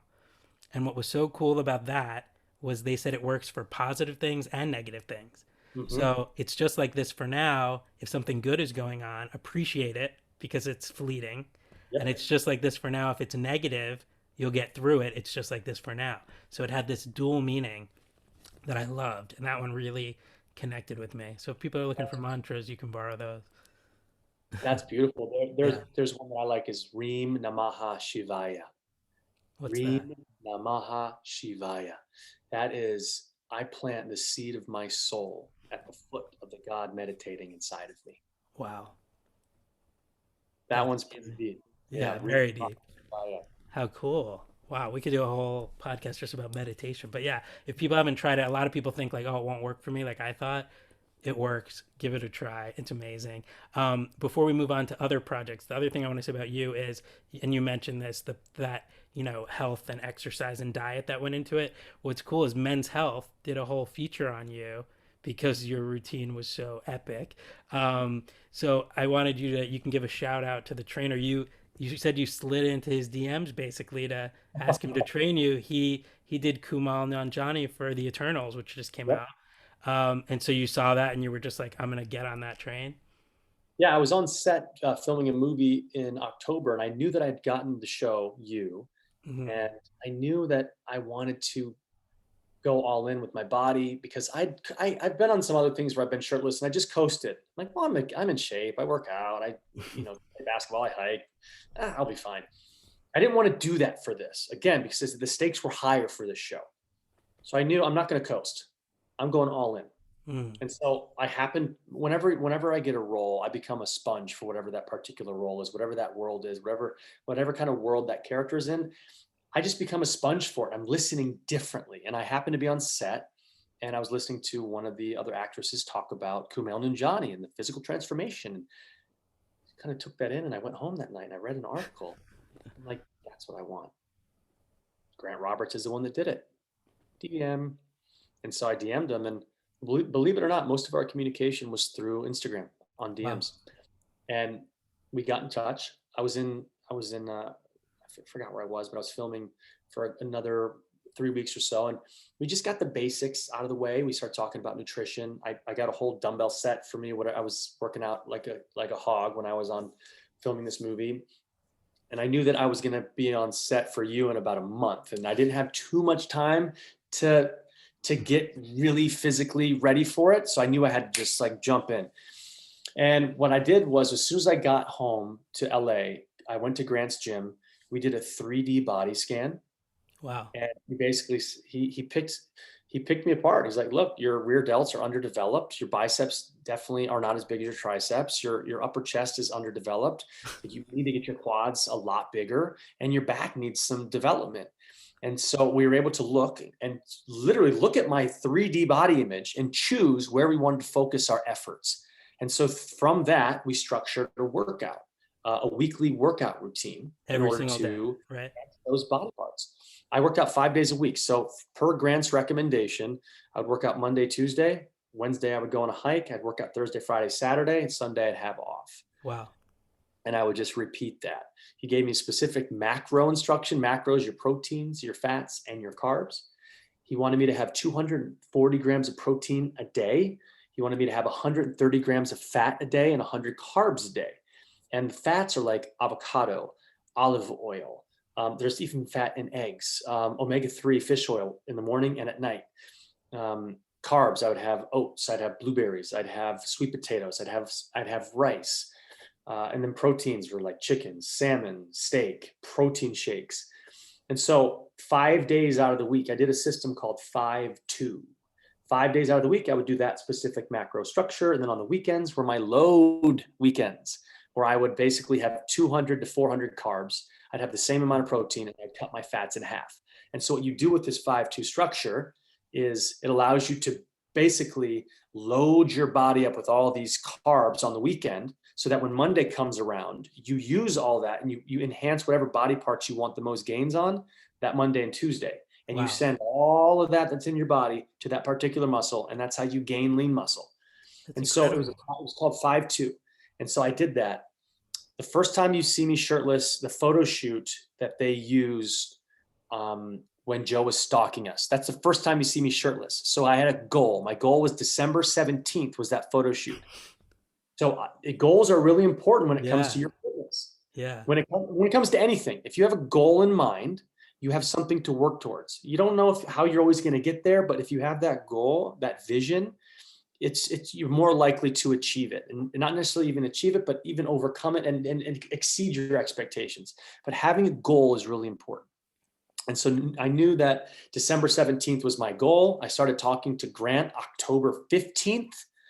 And so I had 2 months to work out harder than I've ever worked out, implement his macro structure, listen to everything that he said. And I did. And my first photo shoot, all those photos that came out for that, I thought were really great. And I was really proud, but I wasn't fully where I wanted to be. And then the first time you see me in episode 5, we shot that at the end of February. So Mm. that means I had 4 full months to prep my body for that episode. And I was where I wanted to be for that episode. Wow. I was really, really happy with that. So it took me 4 months to put on 10 pounds of muscle. So that 5-2 routine is the weekend considered cheat days, kind of, or carb Low. loading? Carb You loading. don't say cheat. Okay. Grant doesn't want you to say cheat because that has a negative connotation. You Yeah. load. There's Right. purpose behind it. But you got to It- eat in men's health. You basically listed like oh what yeah. you get to eat on those days. Everything. So on my load weekends, I would eat pizza, donuts. I'd have all the burgers. I would basically eat my chocolate. I would go crazy, but not too crazy, because Grant said if I ever went over 600 carbs over that 2-day span, that was not going to be good and it would take a long time. It wouldn't have the benefits that it would if I stayed within like the 200 to 400 range. Wow. And so I definitely had to monitor myself, but also I could indulge, and it's Right. purposeful. So if there's a purpose behind eating like that, there's no guilt.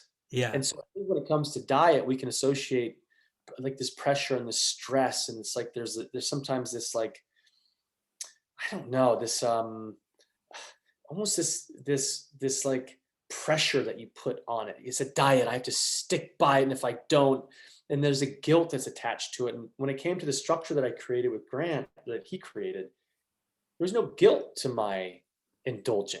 It was a system. It was a system, and it was purposeful. Yeah. And so I was always like load days, and I just like I'd stuff my face. And funny enough, whenever you do that, you just get really tired, and I would just usually fall asleep after I'd eat like 8 donuts. Yeah. But it was so worth it, and it gave me that chance to actually indulge. So when I was working out, when I was doing my 5 days that were very strict, I knew my fun time was coming. So it was Yeah. very easy to maintain those. That's a good idea to change the word from cheat days to load days. That's a Yep. great way to change the mindset too. And it sounds like he's got it down to a science. I feel like you guys should write a book or something. Does he have a book coming He should out? write He should. I literally just did what this guy said. I learned Right, a but lot. he can use you as the example, with the attention you're getting and the show's getting. People might want to try that. That 5-2 routine is very interesting. I hope so. I wonder what he used with Kumail, because if you look at Kumail, woo, boy, he had what a transformation. He must have done the same thing, but it sounds like he's got it down to a science, which is interesting. Super. Yeah, and so I heard you said you had to you had like 6 meals a day. So even if you weren't hungry, you had to eat or have a protein shake. It's Yep. interesting, like to think like you have to eat when you're not hungry. Yeah. Yeah. That was the hardest part. It was nice to have a structure in place, though. I will say, Yeah, knowing that I would wake up and I would have the same breakfast, knowing that I'd have the same second breakfast every day, then a similar lunch, and then I have my protein shake in the afternoon after workout. Then I'd have a similar dinner every night, and I'd have my nighttime protein shake. I just knew nutritional timing was so important in this process. yeah, It's important what you eat, but it's also important when you eat it. wow, And so that was one of the first things Grant taught me, was nutritional timing is key. yeah, So having that 6 meals a day in place was actually freeing, because I didn't have to waste my time thinking about like, what am I going to eat today? What am I? I right, knew when I was eating, what I was eating, and how much I was eating. wow, And because I was eating so much, I was never hungry. I right, didn't have any snacks. That wasn't part of the process. yeah, It was very structured. And I feel like that brought strangely, a lot of comfort to my mind. yeah. Well, I think Grant should write a book, the 5-2, not diet. We have to come up with another word, the 5-2. Nutrition plan. Yeah, plan. Okay, last thing about you, $1 million question. If you haven't watched it yet, this is a little bit of a spoiler, but um, Carrie and Sherry Conrad survive season 3. It's very rare to survive the universe of you, Yes. especially when you've been in the cage. So, is there any chance that we could see them again season 4? Do you think there's any way they could run into Joe in his new environment, which I won't give away, which we find out at the very end of episode 10? I wouldn't bet on it. Okay. I don't know. That's not how the show works. Right. I know. Look at the history of this show. I signed a 1-year contract. I think when you look at how the show is made, I don't think that's their format. Right. So, could Carrie and Sherry somehow run into Joe down the road and be like, "Whoa, I thought he was." Exactly. Maybe. I don't know. I'm not banking on it. Yeah. Well, it was nice that you guys survived. Yeah, and it was amazing that we did. And I think if you came to me and said, "Hey, here's this idea," I mean, would I be open to it? Yeah, of course. Yeah, well, they're fan favorites, so you never know. And they are people who know his true identity, so it could be interesting if you The if you whole ran town into of them. Madre Linda, really. Yeah, that's true. Yeah. But it would be interesting to see it again. Well, I thought you did a great job on the show. Thank you. I'm so glad you got that role. I feel like you inhabited that role. It's one of the best roles so far in your career. And speaking of your career, here's where it becomes Inside the Actor Studio, Travis Van Winkle edition. So tell everyone where you were born. I was born in Victorville, California. Okay. And where did you grow up? I grew up a little bit in Victorville, a little bit in Michigan, and then a lot of bit in Peachtree City, Georgia. Nice. Sounds like a very picturesque town, Good Peachtree old City. Peachtree City. Nice. What's your earliest memory of wanting to be an actor when you grew up? Do you remember that? You know, I had this moment, and I think I've shared this before, but I had this moment. I was watching Titanic in the theater with my mom and her friend, and I was so moved by it. I remember crying and not wanting my mom to see me cry. Hmm. Boys, by the way, who are watching this, men, it's okay to cry. But I was, I don't know, 13 or whatever. And I felt embarrassed. I was so moved by this movie, but I remember thinking like, God, I want to do that. Like, how amazing would that be to be involved in storytelling like this? Wow, that's cool. And so Yeah. when did you actually give it a try? Was it school plays or? The first time I ever acted was in high school. They forced you to take a drama class. Oh wow. I think we did like this little mini scene where we were, I was a drunk driver and we got into an accident, a car crash, and we died. Oh my God. I remember that was a scene that we did. That's all I remember. Other than that, I'd never acted before. And when I moved out to California, and when I turned 20, I moved out to LA and I jumped into my first acting class, really, and it was a cold reading class. And that was the moment when I was like, I want to do this forever. But even to get that, thought of I'm gonna move to California, what brought you out there? Because you did go to college for a little while, right? I did, yeah. I went for 3 years and I studied business management, and I was kind of starting to carve out a path for myself in that way, and that didn't make sense to me. I wasn't Mm, passionate about that lane. I first of all wanted to be a professional athlete, and then that window closed because I just wasn't strong enough, big enough, or fast enough.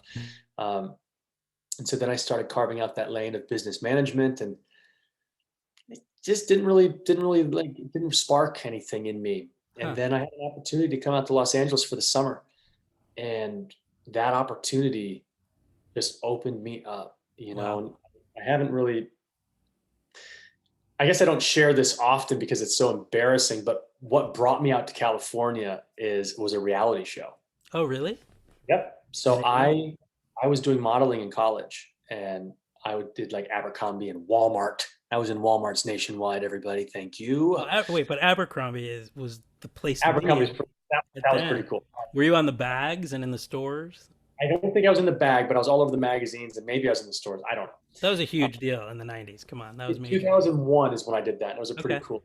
very cool. Well, my agents in Atlanta, they called me in on this audition for a reality show, and this is when reality shows weren't really even a thing. The Real World was out. Yeah. That was kind of it. Um, there's a show called Are You Hot? And I thought, what in the fuck kind of show is this? Are you kidding me? Right. Uh, okay, I guess I'll audition for that. So I borrowed my friend's leather jacket and I went and I auditioned for this show, and I thought I need to make a splash. And I was never a ladies' man. I was always, I think shy on the inside, somewhat of an introvert kind of, but always had an outward appearance of an extrovert. Right. But I definitely was not the most confident guy when it came to the ladies. And so I decided to put on an act and tell this, at this audition, say, got ladies call me all the time, I'm the coolest dude ever. Whatever I said, it was so untrue, but they loved it. And so they brought me onto the show and they flew me to California. And I was going to be on Hot or Not. And it's a show where they determine if you are hot or not. And they have this little pen, this little red pen, and they basically like judge you Oh open no. in front of other people. It's like it's one of the worst, like it's one of the worst things society has ever come up with, and I'm so sad that I was a part of it. Wow. Um, but it flew me out. They flew me out to Los Angeles, and I met the choreographer of the show, and he's like, "You need to be an actor, man. You really need to be an actor. Wow. You can get extra work out here. I can help you get your SAG card pretty quickly." He's like, um, you can have a really good summer. He's like, just give it a try. Why not? And he had called me quite a few times when I went back home to Georgia after the show. By the way, I got not. I was definitely not hot. They sent me Uh, home totally okay with that. Um, it was my dream. Right. Um, and so I went home, and this gentleman had called me a few times, and eventually I was like, I asked my mom and dad what I should do, and they said, go. Like, why? Why not go? Well, Great. my dad said, I'll drive out there with you. We'll pack your car up and I'll fly home. I asked my grandmother what I should do, and she said, go. Like, why not? The university isn't going anywhere. This opportunity might never come back. Go. So I drove out there for the summer and started working on Young and the Restless and Passions Wow. as an extra. I got my SAG vouchers, so I was SAG eligible. I had a commercial and a print agent right away. I worked at Red Lobster, and Wow. I had a really incredible summer. I jumped into my first acting class and just hit the ground running. And I knew very quickly, LA and acting, this was going to be this. This was it. This was the path. This was the thing that made sense. My passion was activated.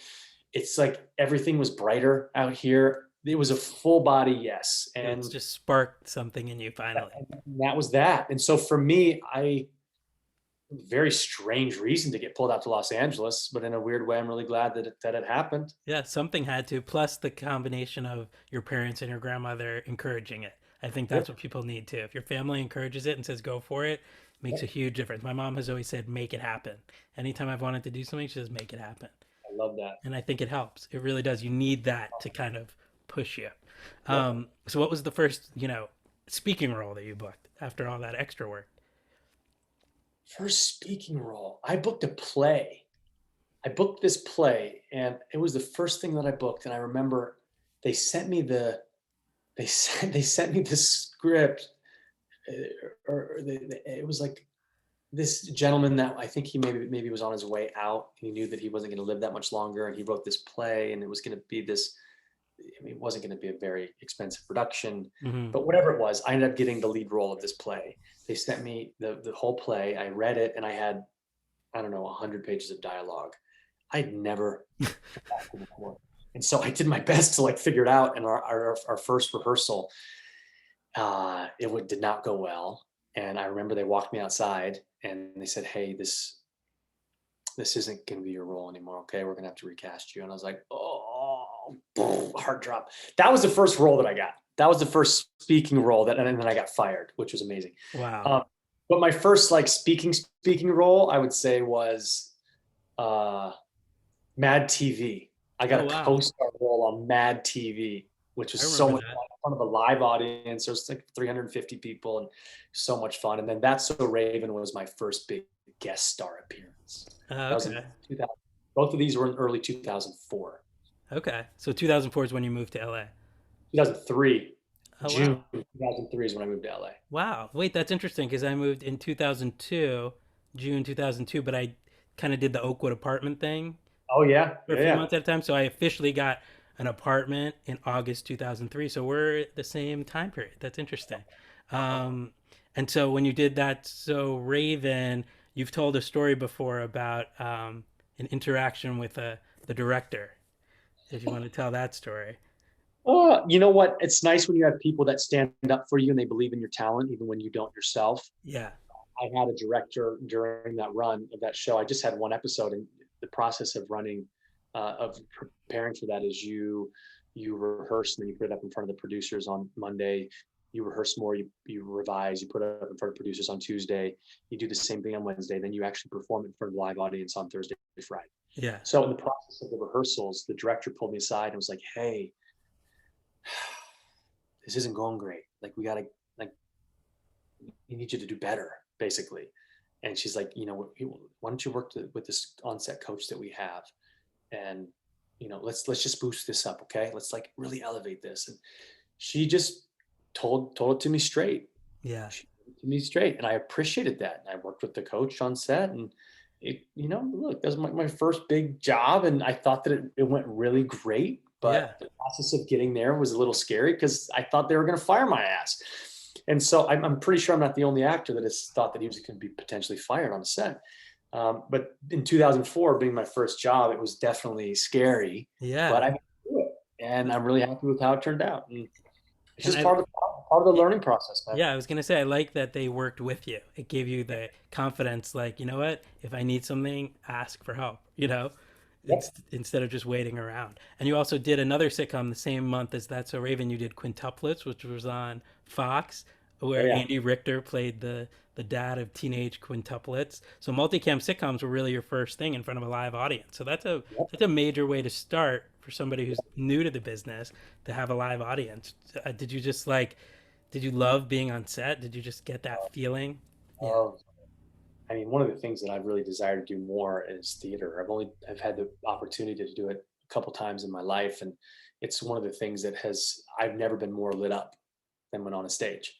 So Nice. to begin carving that path in my life is something that I'm very serious about doing over the next decade of my life. Oh, cool. That interests me greatly. And I think to me, I have never felt more free, more full, more seen, more creative than actually on the stage. And I love being on set. I love Yeah. filming TV shows and movies, but there's something about theater, that interaction with the audience, that's so invigorating and unique. And I mean, it just compels me to want to show up in a different way. And so that's a lane that I'm very interested in creating for myself. Oh, nice. So maybe are you talking Broadway maybe at some Fuck point? yeah, bring it on, all of it, How all of it. cool. Awesome. I would die to do it. So I will make, like your mom said, make it happen. Make it I happen. will make that happen. I Yeah, will make, I'm sure there's a Broadway producer who watched season 3 of You who's like that guy. We want that guy. fucking bring this guy on your stage. Nice. I love that. So, continuing the timeline from 2004 to 2007, you had a string of awesome guest starring roles on a lot of hit shows. You were off and running. Malcolm in the Middle, The OC, Seventh Heaven, Veronica Mars, Greek. You were really building up your acting resume with some great titles, to have on there. The OC was one of my favorite shows of all time. So you got to play in these universes that you probably a few years earlier were watching on TV. And now there you are with the cast and the characters. Was that surreal for you, those few years really getting off the ground?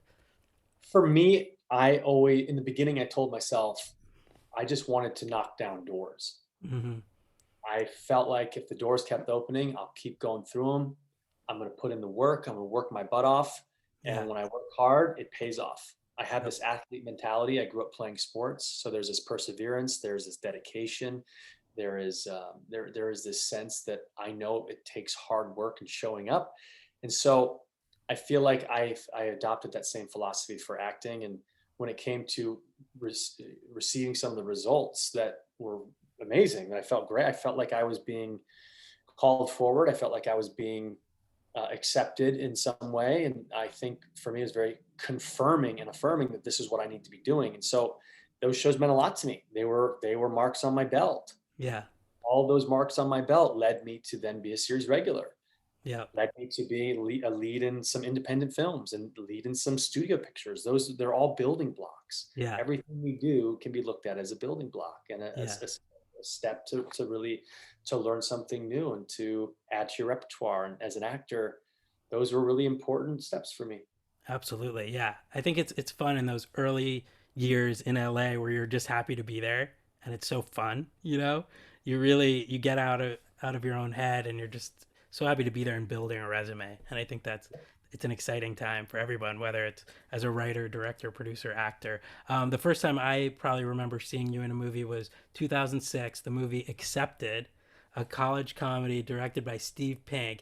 It had an up and coming cast of actors: Jonah Hill, Justin Long, Blake Lively, Kellen Lutz, who's a friend of ours. He's been on the podcast. We talked about Accepted when he was on. What do you remember about that movie? This big studio movie, Universal Studios, a big college comedy, Yeah. and everyone's gone on to major things. What was that like? Okay, so Accepted was a big deal for me. It was my first studio picture. Yeah. It came at a great time in my life, and it was again, it was one of those moments where I thought the title was letting me know that I'm accepted in this Oh business. yeah. Wow. But Tom Shadyac was at the helm of that, and Tom Shadyac is, I mean, he's a genius. He's directed a lot of the Jim Carrey movies and been behind some of those, and those are iconic Amazing. to me. Hmm. Uh, but the role was a lot of fun. It was a role I felt I could play, and I felt like that was just a big moment for me. And we have moments in our lives that I think catapult us forward. Yeah. And that was one of those moments for me that let me know, keep going. You're in the right profession, you're in the right industry, you're doing great, and there's a lot more ahead. And so Accepted became a landmark moment for me to really double down and carry on forward.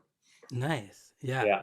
Did you guys just have so much fun, that cast? Oh man, there was a lot of improv, and we definitely had a great time. I mean, everyone on Jonah Hill, Yeah. Justin Long. I mean, those two guys alone are just hilarious. Blake Lively's insanely talented, and I got to work with Kellen. Everyone on that show has gone on to do really great things. Yeah. I love looking back at that, and part of me is like, I got to catch up with those guys. They're crushing it. Um, but it was nice to be associated with such a list of talent Yeah. Great. so early on in my career. Yeah, what a great way to start. And then the next year, 2007, you were in a huge movie, which I mentioned earlier, Transformers. Big summer blockbuster studio movie, came out 4th of July weekend in 2007. Paramount Pictures, based on the Hasbro Transformers toys that we grew up with. Directed by Michael Bay, one of the biggest directors of all time.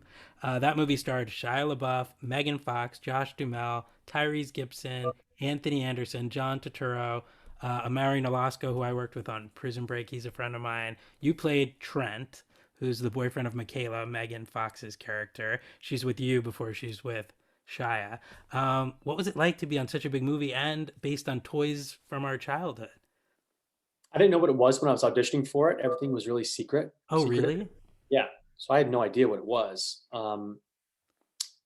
So that helped going into the audition. I didn't have any attachment to it. It's like, oh, this is just a role that I got typecast a lot in the beginning of my career, where I played a lot of guys that were very privileged and somewhat of, there was entitlement and a little arrogant quality to them. And I happened to play them.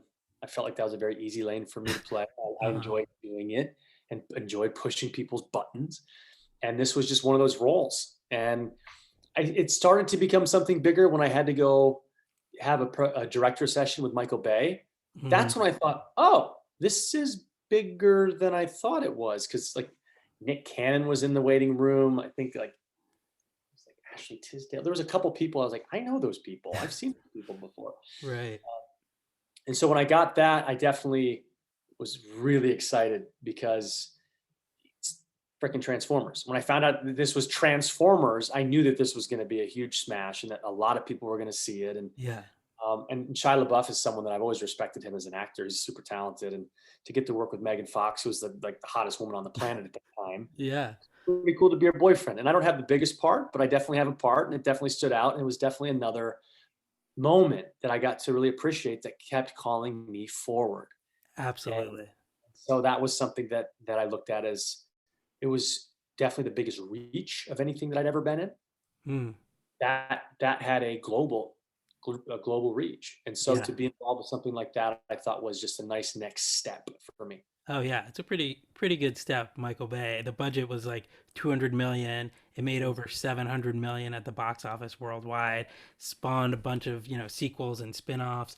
I think one year my birthday party theme was Transformers. That's how huge it was when we were kids. I remember I had like all the Transformers toys. I had Transformers flip-flops. When I was 7, I'll give you my quick Transformers story. I wore my Transformers flip-flops on a family vacation to Israel. So I was wearing them when I went to the Dead Sea, that beach. And I walked into the Dead Sea with my Transformers flip-flops, and I walked out with just one because the mud, how people sink Oh into yeah. that mud. My Oh foot yeah. came back without the flip-flop. So to this day, there's a Transformers flip-flop buried in the mud of the Dead Uh, Sea in Israel. I was devastated at the time, but I left my mark in Israel, I guess. But I'm, but I it's love not wild. But Transformers was just like such a big deal, and that first movie especially was so anticipated. To be a part of that must have just been. Did you feel the response? When it came out, were you like, I can't believe I'm in this? Yeah, it was like I said, it was definitely a moment. Like I definitely felt the charge from that. Yeah, Yeah, and then yeah, that. I felt like that was something that helped, I think, propel me forward in my career, and it Yep, established my relationship with Bay, which paid off, and I think absolutely. pretty quickly paid off. Yeah. Well, the next year, 2008, you did the movie Meet the Spartans, which was this big comedy. It's a parody of the movie 300. the Jerry Butler movie. That one starred Sean Maguire, Kevin Sorbo, Diedrich Bader, Carmen Electra, Ike Barinholtz, even Tiffany Haddish had a small role in that. Hilarious cast, very funny movie. That just must have been such a fun set to be on. Yeah, we were in New Orleans. That was a Oh yeah, blast. And I remember my audition for that. I brought everything to that audition. I was improvising like crazy. I did this whole little bit about Alanis Morissette. I don't know what the heck. I remember just being a nut in this audition. And I got the call very quickly after that. Like, this is our guy. And it was, again, another studio picture.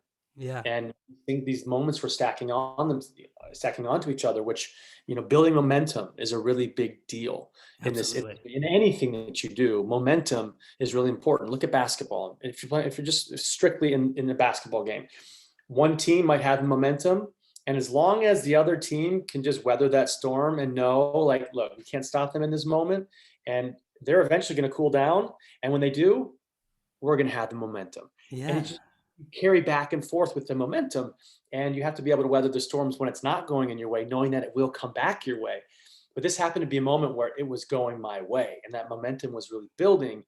And I was really embracing that. And I thought, this was my third studio picture.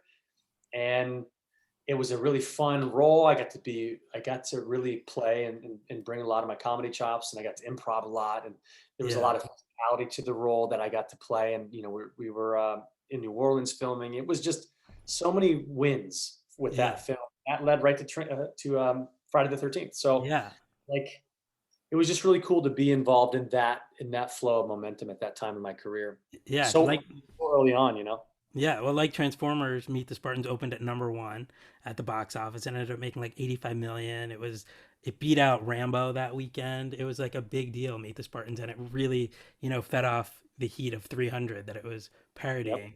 I remember came out January 2008. That's when I started doing those Wednesday night parties at Stone Rose, and I knew Sean Maguire. So the Wednesday after it came out, we did a big like Meet the Spartans number one movie in America party. You must have been there for like the cast and crew and to I don't celebrate that. So yeah, 2008. I'm like, I don't even what happened in that year. I don't know. right, exactly. Okay, so 2009 is when you did the movie that introduced me to you in real life. That was Friday the 13th. So what was it like stepping into an iconic horror franchise from our childhood like Friday the 13th? It was huge to know that there was already a built-in fan base Yeah. and so many films that had gone before us that had their own legendary status, and this iconic character of Jason. Just to know that Yeah. you're being inserted into that world was it didn't feel like a lot of pressure. It felt like a lot of excitement. Yeah, it's And so cool. we got the film in Austin, Texas, and Bay and his team flew us out there a week beforehand so that we could all just hang out with the cast and get to know each other. And it was a huge cast. Yeah. We had such a fun time in Austin. What a great city. And everyone just brought it and made some great friends on that movie that I'm still friends with today. And that movie, funny enough, the first scene I shot in that film was my death scene. No way. Talking about sequential order and non-sequential order, I Yeah. shot the very last scene of me in that movie on the first day on set. That's so funny. Um, but that was such a fun ride because I played a character again that was a bit entitled, and his name was Trent in the same way that I had him on Transformers. So people don't know if that's like a merging in worlds Wait, there I was or going to ask you. So the internet thinks that Trent same in character. Transformers and Trent in Friday the 13th is the same character because, They think it is. well, because Transformers directed by Michael Bay, Friday the 13th produced by Michael Bay. He looks the same, obviously. He acts the same. He's got the same name. So they kind of think Megan Fox's ex boyfriend from Transformers sort of had his comeuppance 2 years later when he was killed by Jason in Friday the 13th. Did anyone ever talk to you about That's that? Or no? I've definitely heard that that's a thing, and it makes a lot of sense. And I want to believe that that's what it is. So Right. he got what was coming for him, and Trent finally, and I It's got so killed in funny. such a cool way on that show too. Yeah. In that movie. That was a really good time in my life. That came at a moment for me. I felt like there was still some movement from Transformers and from Meet the Spartans, and there was just a cool role that I was on where this came at a really good time, and just to cement my relationship with Bay, I think was something that to know that I had his respect and he wanted to work with me again, and vice versa, and to really carry that forward, because that brought me the last ship. Yeah, That exactly. brought me a big show, and I didn't know it at the time, obviously, but my working relationship with Bay was really cemented with Friday the 13th, Yeah. and so I feel like that was beneficial a couple of years down the road. Yeah, absolutely. And it's so cool too because, doing this podcast, we get to trace it all back and really watch the rise and how one job led to another. Because when you're in the moment, you're responding to a script and you're doing it and you hope it works out. But you had a really nice string of like hit movies in a row, all in a row. And, Friday the 13th, New Line did the genius thing of releasing it on Friday the 13th in February 2009. Can't get better release date than that for that movie. And really, it was the first reboot in a while. There had been those original ones, but it was a whole fresh new take on the franchise with a whole new cast. I got to throw you Jason too. guys what Jason you was vicious. Jason was fast. They different. updated who he was, and they made him much more lethal. And Derek Yeah. Mears is who played Jason, and he crushed that role. And he made Jason scarier than ever. Yeah, it was a whole new Friday the 13th. And I hadn't really seen the originals because I was so young when they came out. And so this was sort of the new incarnation of it for a whole new generation. And I got to be part of it in a way because I knew everyone in the cast, like we talked about. So I threw a Friday the 13th release party on Friday the 13th at Coco DeVille. And the whole cast came. And my favorite memory was that the box office numbers were coming in live that night while we were at the party. And so everybody was getting texts and emails from the producers saying it's going to make this much this weekend, it's going to make this much. And it was tracking to be a $40 million opening. And I remember Aaron Yu ran out front of Coco DeVille and just yelled on La Cienega, "We have the number one movie." And it was so cool because, to watch all my friends not only get to work together, but have a successful movie, the number one movie in America, it's mind blowing, at that age. And it It was was so exciting. cool. It Yeah. was absolutely exciting to have that. I had such a fun role in that, because in these movies you want to have a role where you are looking forward to someone dying, Yeah. and I really played that up in this role, and they let us improv a bunch on this, and so we really got to have a lot of fun on set and discover and create and collaborate. And uh, when it showed up number one in the box office, and we did really well. I don't know what we ended up making, in the total box office numbers globally, but it definitely did well. And to Yeah. be a part of a franchise like that came launching out, and really made a mark. Again, it's just one of those moments. It was a moment that I had Yeah. that's a mark on the belt. You store that one away, and you move forward. Yeah. It's one of those moments that just propels you just a little bit more forward. Yeah. And then after that, you had a really nice string of recurring roles on hit shows. I'll go through those quickly. 2009, recurring role on the new 90210, also cast by David Rappaport. You played a character named Jamie. Again, something from our childhood, the original Beverly Hills 90210. Now coming back, you get to be part of the universe. And so, what Yep. was that like to join 90210? That was a fun ride. And again, Rappaport, I really appreciate him bringing me on for that one. I guess being in 90210, I watched that show as a kid. Yeah. So I knew that world. Yeah. And, Rappaport brought me in. I'm really grateful for that. And I had a really cool arc on that show. And I got to work with Annalyn McCord. She's amazing. And Yeah. I got to have this romantic storyline with her. And we shot a lot of stuff on the UCLA campus, which Right. was gorgeous. Um, it was a good run. I thought that was I had just done an indie film with Ryan Hansen, funny Oh, yeah. enough, from Friday the 13th. And we just did this indie film um, about running a bar together. And it was just a ridiculous, over the top comedy, but it was fun to work with Ryan Hansen because he's amazing. Yeah. And then I went right into this with 90210. And again, I was just on the move, just Yeah. the momentum, just carrying the momentum forward. Yeah, steady climb. And after that, you were on one of my favorite shows, Happy Endings. I just thought that was one of the funniest shows ever on TV. Alicia Cuthbert was on the podcast, and we got deep into Happy Endings. But you played a character, Bo Basinski. And how fun was that? A single camera comedy, such a talented cast. I love that cast. Talented cast, talented showrunners as Yeah. well. And the writing was just so specific on that show, and just so tight. And I was in the pilot episode. I got to come in on rollerblades and Yeah. start off the whole series by ruining the wedding of Alicia Right. Cuthbert. And it's just such a fun moment for me to roll in. I grew up rollerblading. Oh And so wow. to like come in on my rollerblades, and my good friend Patrick Dixon was actually visiting Los Angeles at that time, so he was on set and he got to watch the whole thing, and Oh wow. it just felt it felt like I was making some good moves. Yeah, that was a really fun show. And the last recurring one, Heart of Dixie in 2013, Rachel Bilson and Scott Porter. Scott was on here. We talked all about that. You played a character, Jonah Breland, and that was filmed on the iconic Warner Brothers lot. They take over that whole outdoor area that we've seen in so many movies and TV shows, and that was the town on Heart of Dixie. What was it like to join that show? Because that was also a young, awesome cast. Yeah, talented cast, and um, I loved the character I got to play. He was a fast talker, really intelligent. He's good at what he does, and I feel like there was just this chemistry that I had with Rachel Bilson. It was in the writing. We Yeah, had this really great rapport between each other that was so much fun to play. And she's a force, man. And I feel like I fit right into that show. And if they would have, I feel like if I wouldn't have been on the last ship and gone on to do that, I think they would have brought me back to play a lot more on that show. yeah. But you know, the roads parted. Yeah, Rachel Bilson's one of my favorites ever. Yeah. She's so good. Okay, so 2014, after all those recurring roles, you booked a regular role on a hit TV series, The Last Ship on TNT.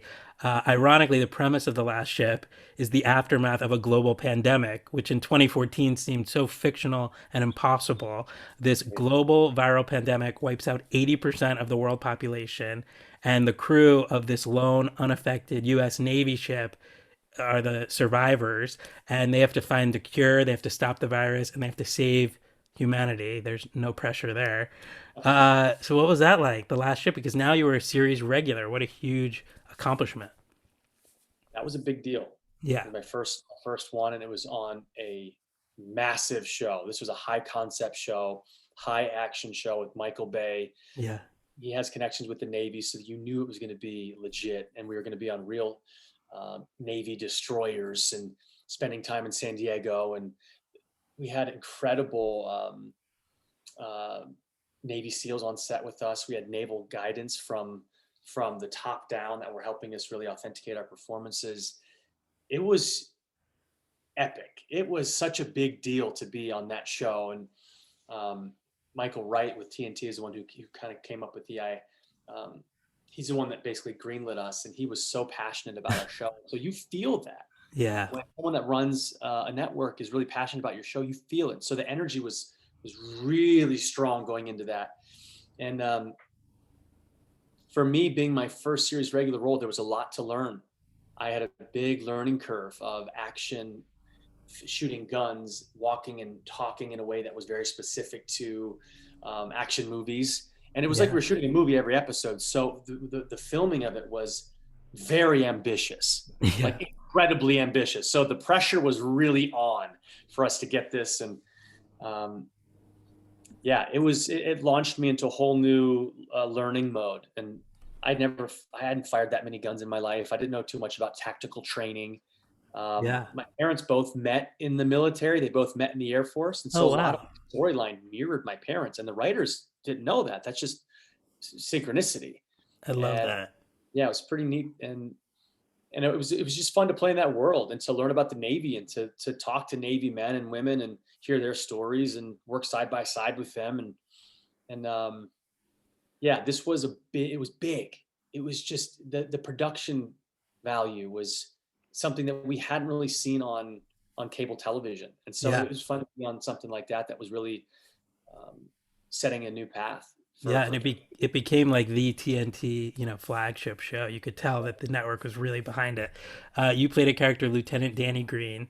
What was that like? You probably had a whole new respect for people in the Navy because of all the research and everything. 100%. I worked with a couple Navy SEALs before I started filming and got to know all that it takes to become a Navy SEAL and to get into the mind of a Navy SEAL. And these guys are trained assassins and they are calm as a cucumber, man. These guys, they it almost seems like they're all just stoned. They're just so even. Wow. But on the snap of a finger, they know all the danger points in the room. They know the exits and they know how they're going to kill each and every one of you if they need to.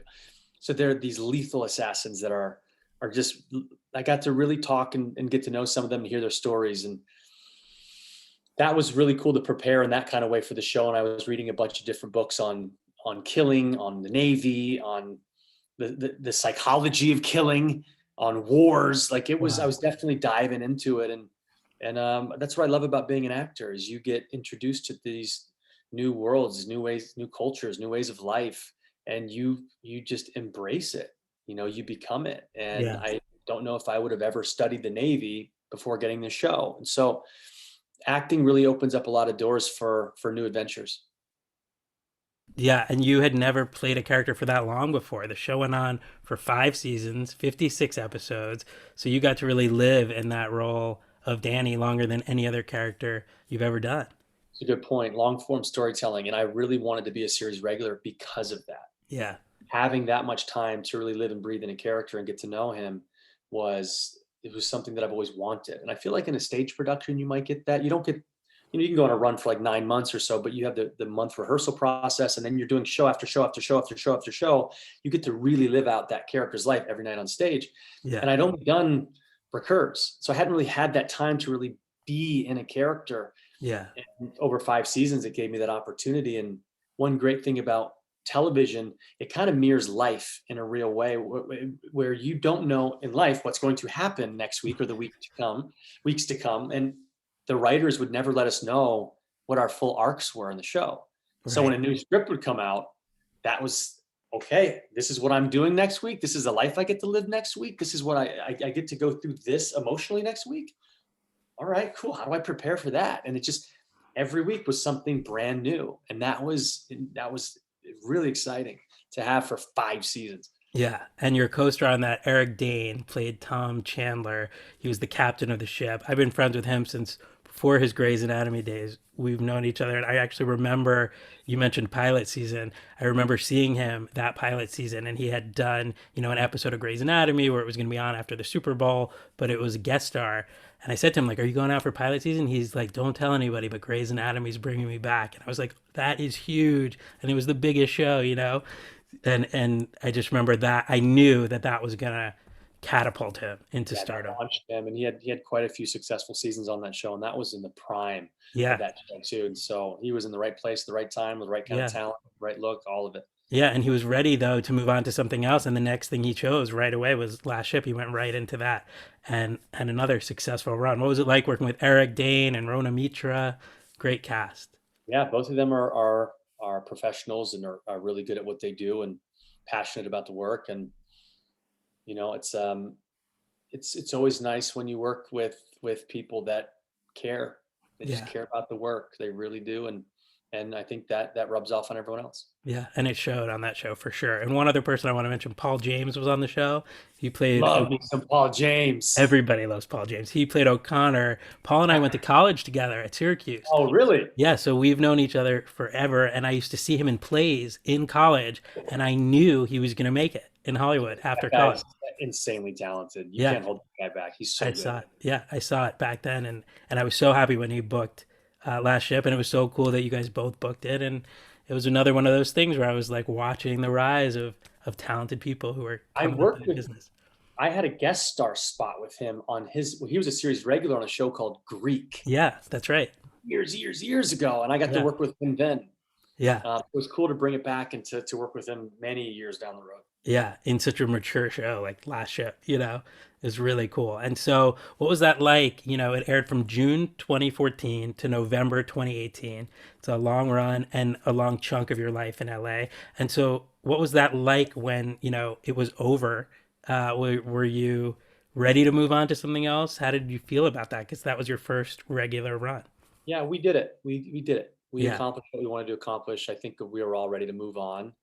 I think 5 seasons of saving the world. Each yeah, season, each season we saved the world in a different way from yeah, some kind of extinction. yeah, Um, I think we achieved what we wanted to, and I thought the show it was damn good, yeah. and I'm really proud of the work. And it was time. You just know when it's time to go. It felt like it was time for that chapter to end and to look forward to a new one. Yeah, very cool. And it ended in 2018. Who knew that 2 years later there would really be a global pandemic? How insane. Yeah, man. Life imitates art. Art imitates life. It's this It just happens. Yeah, it's like the movie Contagion. We never thought that that could really happen. So after The Last Ship, the next year, 2019, you moved on to a CBS show called Instinct, which was so Yep. cool because it shoots in New York. It's based Yep. on the James Patterson novel Murder Games. It starred Alan Cumming, who I feel like you became good friends with on that set. You guys Favorite see, person of all time. I could tell from your Easily. posts. Yeah, I could definitely tell from both of your Instagram accounts that you really bonded on that show. How was it joining, a CBS show and working with Alan Cumming and filming in New York City? What was that like? Always, always wanted to film in New York. And Yeah. I actually went out there. Um, I went out there for the summer just to get away from LA. Oh, I I just remember that actually. I remember I saw you right before and you were like, I'm going to take a break and go to New York. I just needed to get the fuck out of LA. That's right. The heck, sorry, can I cuss on this? Can I Yeah, don't know. you can do whatever you want. I needed to get out of LA. I'd been in LA for, man, I mean, I'm going on 2 decades now. I just needed a new pulse, and New Hmm. York has a pulse like no other. Hmm. And I didn't have work when I went out there, but the audition came through, and I went through this, I mean, relatively rigorous process to get this role, but I got it, and it was such a good fit to be on that show. I felt like the character I had, I really responded to. They needed a masculine presence on that show, and I kind of I slid right in there. And my chemistry with Alan was, it was just so natural, and he's just Yeah. such an amazing guy, and I learned so much from him, so much from him. Just I would just watch this guy work, and sometimes have to remind myself that I'm in a scene with him. Yeah. He's so talented, so creative, so artistic. And to work in New York was a dream. I've always wanted to do that, and I finally got to do it. And we're just bouncing around different locations throughout the city. Yeah. And what I love about New York is you get to take the subway to work, and so Yeah. it's just a journey and adventure just to get to work. And you can look over your day while you're on the subway and listen to your music. There's just a different journey of getting around in New York that I think a lot of LA, LA fam, we don't get. We're always driving around everywhere, and we miss Yeah. the opportunity to walk and to take public transportation. And there's something about New York that just frees you up. And Yeah. I refound my creativity because I felt like I lost touch with it a bit, and New York sparked me. It Mm. really brought me back to life. Yeah, there's a hustle and bustle in New York City that you cannot explain. It's just everyone darting in different directions. Everyone's off somewhere. And then you go to LA and everyone's like sitting outside having lunch, relaxing. It's totally different vibes. Believe, believe it or not, I feel like New York was something. If we think about masculine and feminine, sometimes they say that LA has a feminine energy and New York has this masculine energy. I feel like when I got to New York, I very quickly was comfortable telling people to fuck off. Yeah, The that's a first new. time it happened, I was giving my dog at the time was getting drinking water out of the water fountain in Central Park, and some guy was like, "Yo, get your dog away from the water fountain." And I was like, "Yo, man, her mouth is probably cleaner than yours, whatever." And I had this moment where I was like, "Back off." And afterwards, I thought, was I just rude to that guy? I was probably just Mm, rude. I had this moment at a restaurant. We're on a patio, and some woman was being really obnoxious, and she was really old, but she was being really rude. And I had to say, "Hey, lady, like you're disrupting my dinner, like please." And then I left. I thought, God, that was rude to me, wasn't it? huh. And what New York does is the third time that happened, where someone confronted me and was rude, I had no problem going, "Hey, fuck off, guy." Went on with my day. Didn't think, was that a bad move? Was I rude? Wow. I just felt like New York teaches you to respect your own boundary and to push people away when they encroach on yours when you don't want it. So hey, fuck off, guy. Yeah. And I feel like there's a couple times I almost got in a fight in New York. I'm like, who is this? Who am I right now? Some guy like threw his burger on the ground right next to a trash can. And I said, "Hey, throw your burger away, man. Pick that up." And we got this whole like thing and heated. We got this whole exchange happened, and nothing ended up happening physically, but Right. I felt like there was this part of me that was awoken in New York. This this part of me that became a little dormant in Los Angeles. Yeah, that's a New And York this, attitude. yeah, this fire just lit, and I loved it. I loved it. Yeah.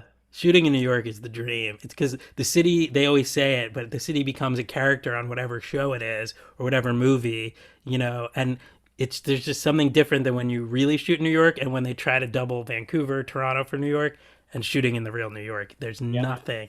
That's my dream is to shoot like rom coms in New York, like When Harry Met Sally, you know? Make it happen. When Harry Met Sally. I mean, all time. Come on. Yeah, but you need to shoot that in New York. I think it's very interesting actually that you said something was pulling you to New York and then you ended up on Instinct, which was such a positive experience because maybe you wouldn't have had that audition if they were looking for someone who was based in New York, you know? Yep. That I So for sure wouldn't have gotten that if I wasn't in New York. yeah, so something So, pulled you there and you didn't know what it and was, and but you guess what that show is called? Instinct. instinct. I followed my instinct and I went to New York. I just got chills. It's like accepted. Accepted brought you into the industry. Instinct brought you to New York. Wow. But yeah, I like that you just if it's good advice for people that if something's pulling you to do something, take a chance and do it. There's a reason, and the reason for you was instinct and your relationship with Alan Cumming. And so that was 2019. We all know what happened in 2020. You booked that pilot that then ended up By the being way, that yeah. relationship with Instinct and CBS. So I started off as a recur on that show, and they wanted to bring me back as a regular, but we didn't get picked up for another season. But that Uh established this relationship with CBS. And so when I went through pilot season, the next season, and Good Sam came around, those were all my friends. Like the network, I had gotten to know them, and so it was a really great building, budding relationship that was just that Good Sam was just continuing on. that's So amazing. it Yeah. all connects. It all connects, right? And the pandemic threw Good Sam for a loop. It led to you, which was a great choice too. And that brings us full circle to 2021, where we are right now, where you have the number one show on Netflix. We took the little path of how it All all right. began. Yeah, it Great was an research, Brett. Great, good job. Like that's like you definitely took me there. well, you have a lot more credits than that, but I tried to find the ones that led to each other. You Yeah, know, no, you did a hell of a job. Like that was definitely a walk down memory lane. And I yeah, think a lot of times in life we just continue to move forward and we don't take the time to reflect on some of these moments in our lives. And that was really nice. And it makes you appreciate the journey. I've been doing this for almost 20 years now, and I think a lot of times I get focused on what's next, what's coming, what am I going to keep creating, what am I want to achieve, and yeah, you forget that there's all this whole life yeah. that's happened that's led me to right now. Absolutely. Yeah. In May, I guess 6 months from now, is going to be my 20-year anniversary of graduating from Syracuse and moving to LA. And Wow. so those 20 years are such, you know, impressionable years of when you're learning everything and just taking it all in this new environment. But it's very interesting. Something pulled you to LA initially, then something pulled you to New York, something pulled you to be on the show you followed these feelings that you had and it led to this really awesome career and you're really still just beginning in many ways, you know? That's the truest thing that has been said on this podcast. I feel like I'm just beginning. It always feels that way. It does. Somehow, no matter how much you do, you feel like you're just beginning. It does. I think the beginner's mindset is really important, Hmm. especially when it comes to creation and collaboration. And when you're creating something from nothing, you have to have a beginner's mindset. Yeah. And obviously you have to work on having an expert mindset as Yeah. well. But I think it's I'm excited for the next 20 years, whatever Yeah. that brings. And I don't know what that is, but if I continue navigating my life and making choices in the way that I have leading up to here, I'm going to be just fine. Yeah, absolutely. I think it's interesting because even your story tells it. You keep moving the goals, you keep moving the goalposts, really. So it's like, I just want to guest star on a show. I just want to recur on a show. I just want to be a regular on a show. I want to be on a Netflix show, a hit show. And so it's cool that you keep hitting all these benchmarks, and it'll be exciting to see what happens next. So what is next for Travis Van Winkle? What are you working on now? You're on location as we speak. Yeah, I'm going to keep this one close to the belt. This one is just a little happy film. What I'm working on currently that I'd like to share about Oh yeah. is I've put together 7 teams right now. We're doing an all-star global build with an organization called Build On, who I'm a global ambassador for. Yes. And we're going to go build a school in each of their host countries. That's Malawi, that's Senegal, that's Burkina Faso, that's Haiti, Nepal, Nicaragua, Guatemala. Build On's built about 2,000 schools around the world. And they also have after-school programs here in the United States where they basically kids join the after school program and they be of service to their community and Right. they basically build out their communities to how they want to see them, and then these same kids go build schools in the redeveloping world. It's this service within a service within a service, and I'm so proud to be a part of it. So what's coming next for me is this global campaign that we're doing. I'm leading a team to Senegal. It'll be Wow. my second school in Senegal. We have to raise something near like $250,000, and our 7 teams right now are currently in the process of fundraising, and we'll all go build schools in at some point in 2022. Yeah. Well, I was going to bring Build On up, but you brought it up first because you introduced me to that organization back in like 2015. You had a big event, a fundraising event that was so cool. And you had everyone from the organization speaking. And it was really, yeah, that was amazing. Great to be there and learn about it. And how many schools you've personally built a bunch. And then how many has the organization built? So I built 7 myself, with 7 teams, and then I've been a part of, um, like, because of the events that I've thrown, other teams have gotten built from that. And so I think all in all, I've probably had my hands on like 30 schools, something That's around that. huge. That's a Amazing. major. Build On has built over 2,000 schools around the world. Wow.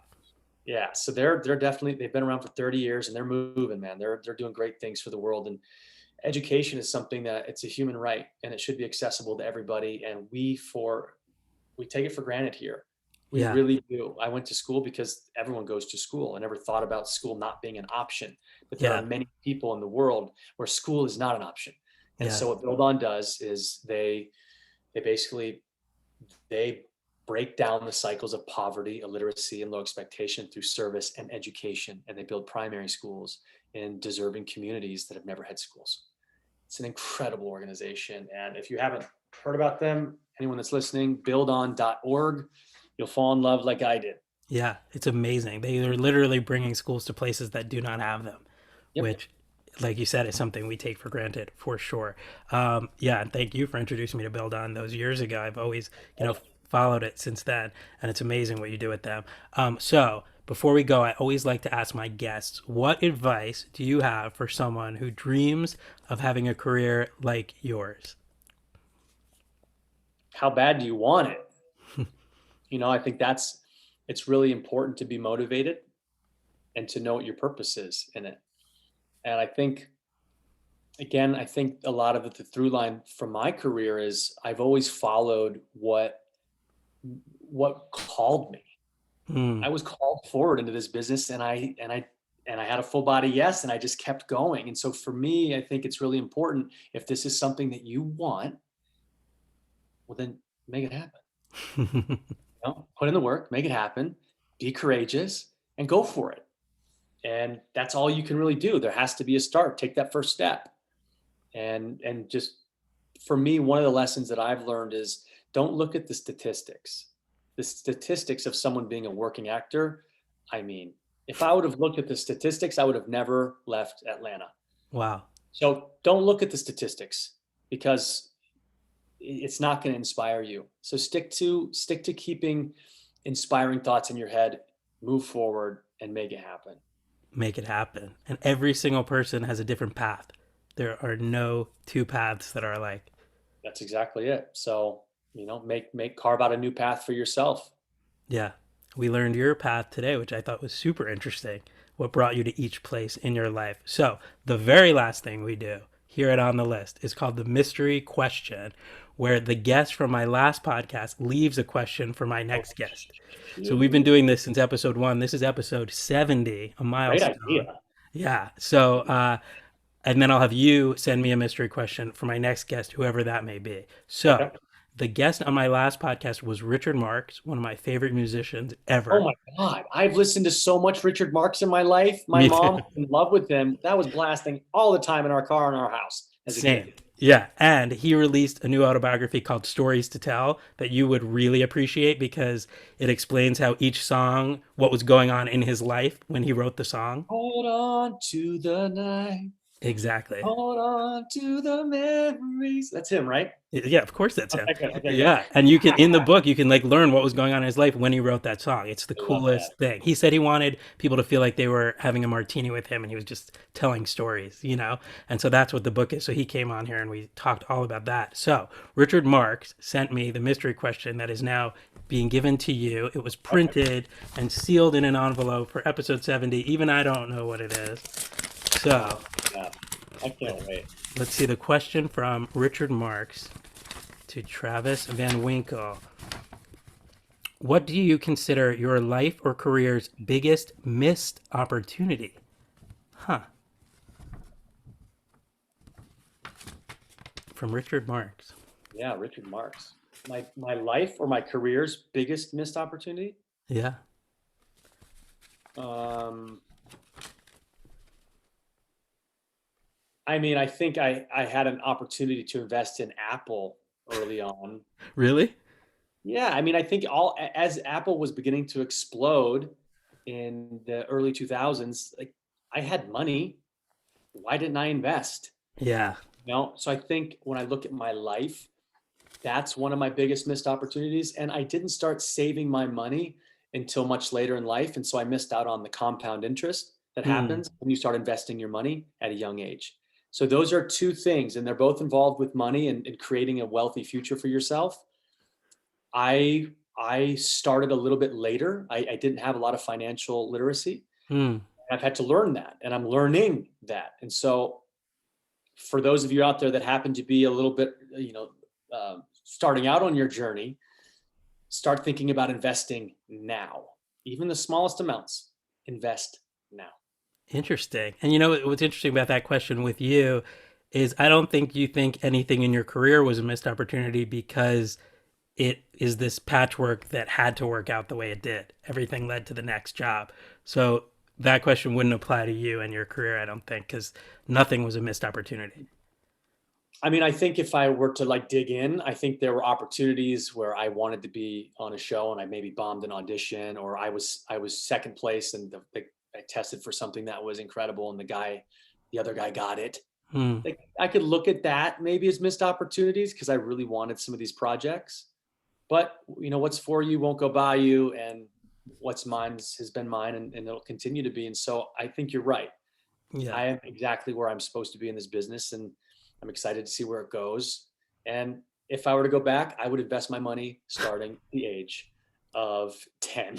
Yeah, exactly. And it goes back to the mantra that we discussed. Where I am right now is exactly where I'm supposed to be. Yeah, And I feel like you're living proof of that for sure. So that is a wrap on episode 70. We did it. I love Uh, it so much. Thanks for having me, and I can't yeah. wait I got to think of a question that I want to send you. It's going to be, thank you, Richard Marks, number one. Like, what a good question. And just to have a conversation with him in this way is Yeah. pretty incredible. My mom will be so happy when I Yeah, tell her. tell her it was meant to be that you were the guest right after him. But it's cool because it links every episode together, which I think is cool, It is. It's a and it gives great me a way. way to end the show.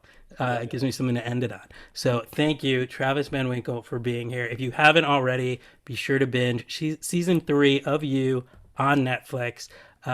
He steals the whole season. I'm not just saying that because I'm friends with him. I can't wait to see what you do next. I'm really excited about that. It's been a pleasure, Brett. I appreciate having me, man. Yeah. This has been a great combo. So let's do it again. Yeah, we'll do it again sometime. Thank you again to Travis. Thank you, everybody, for listening, and I will talk to you next time. Bye. I wanted to take a minute to talk about the sponsors of On the List: Hint Water, eBay, and Magic Spoon cereal. So, first, we've got Hint Water.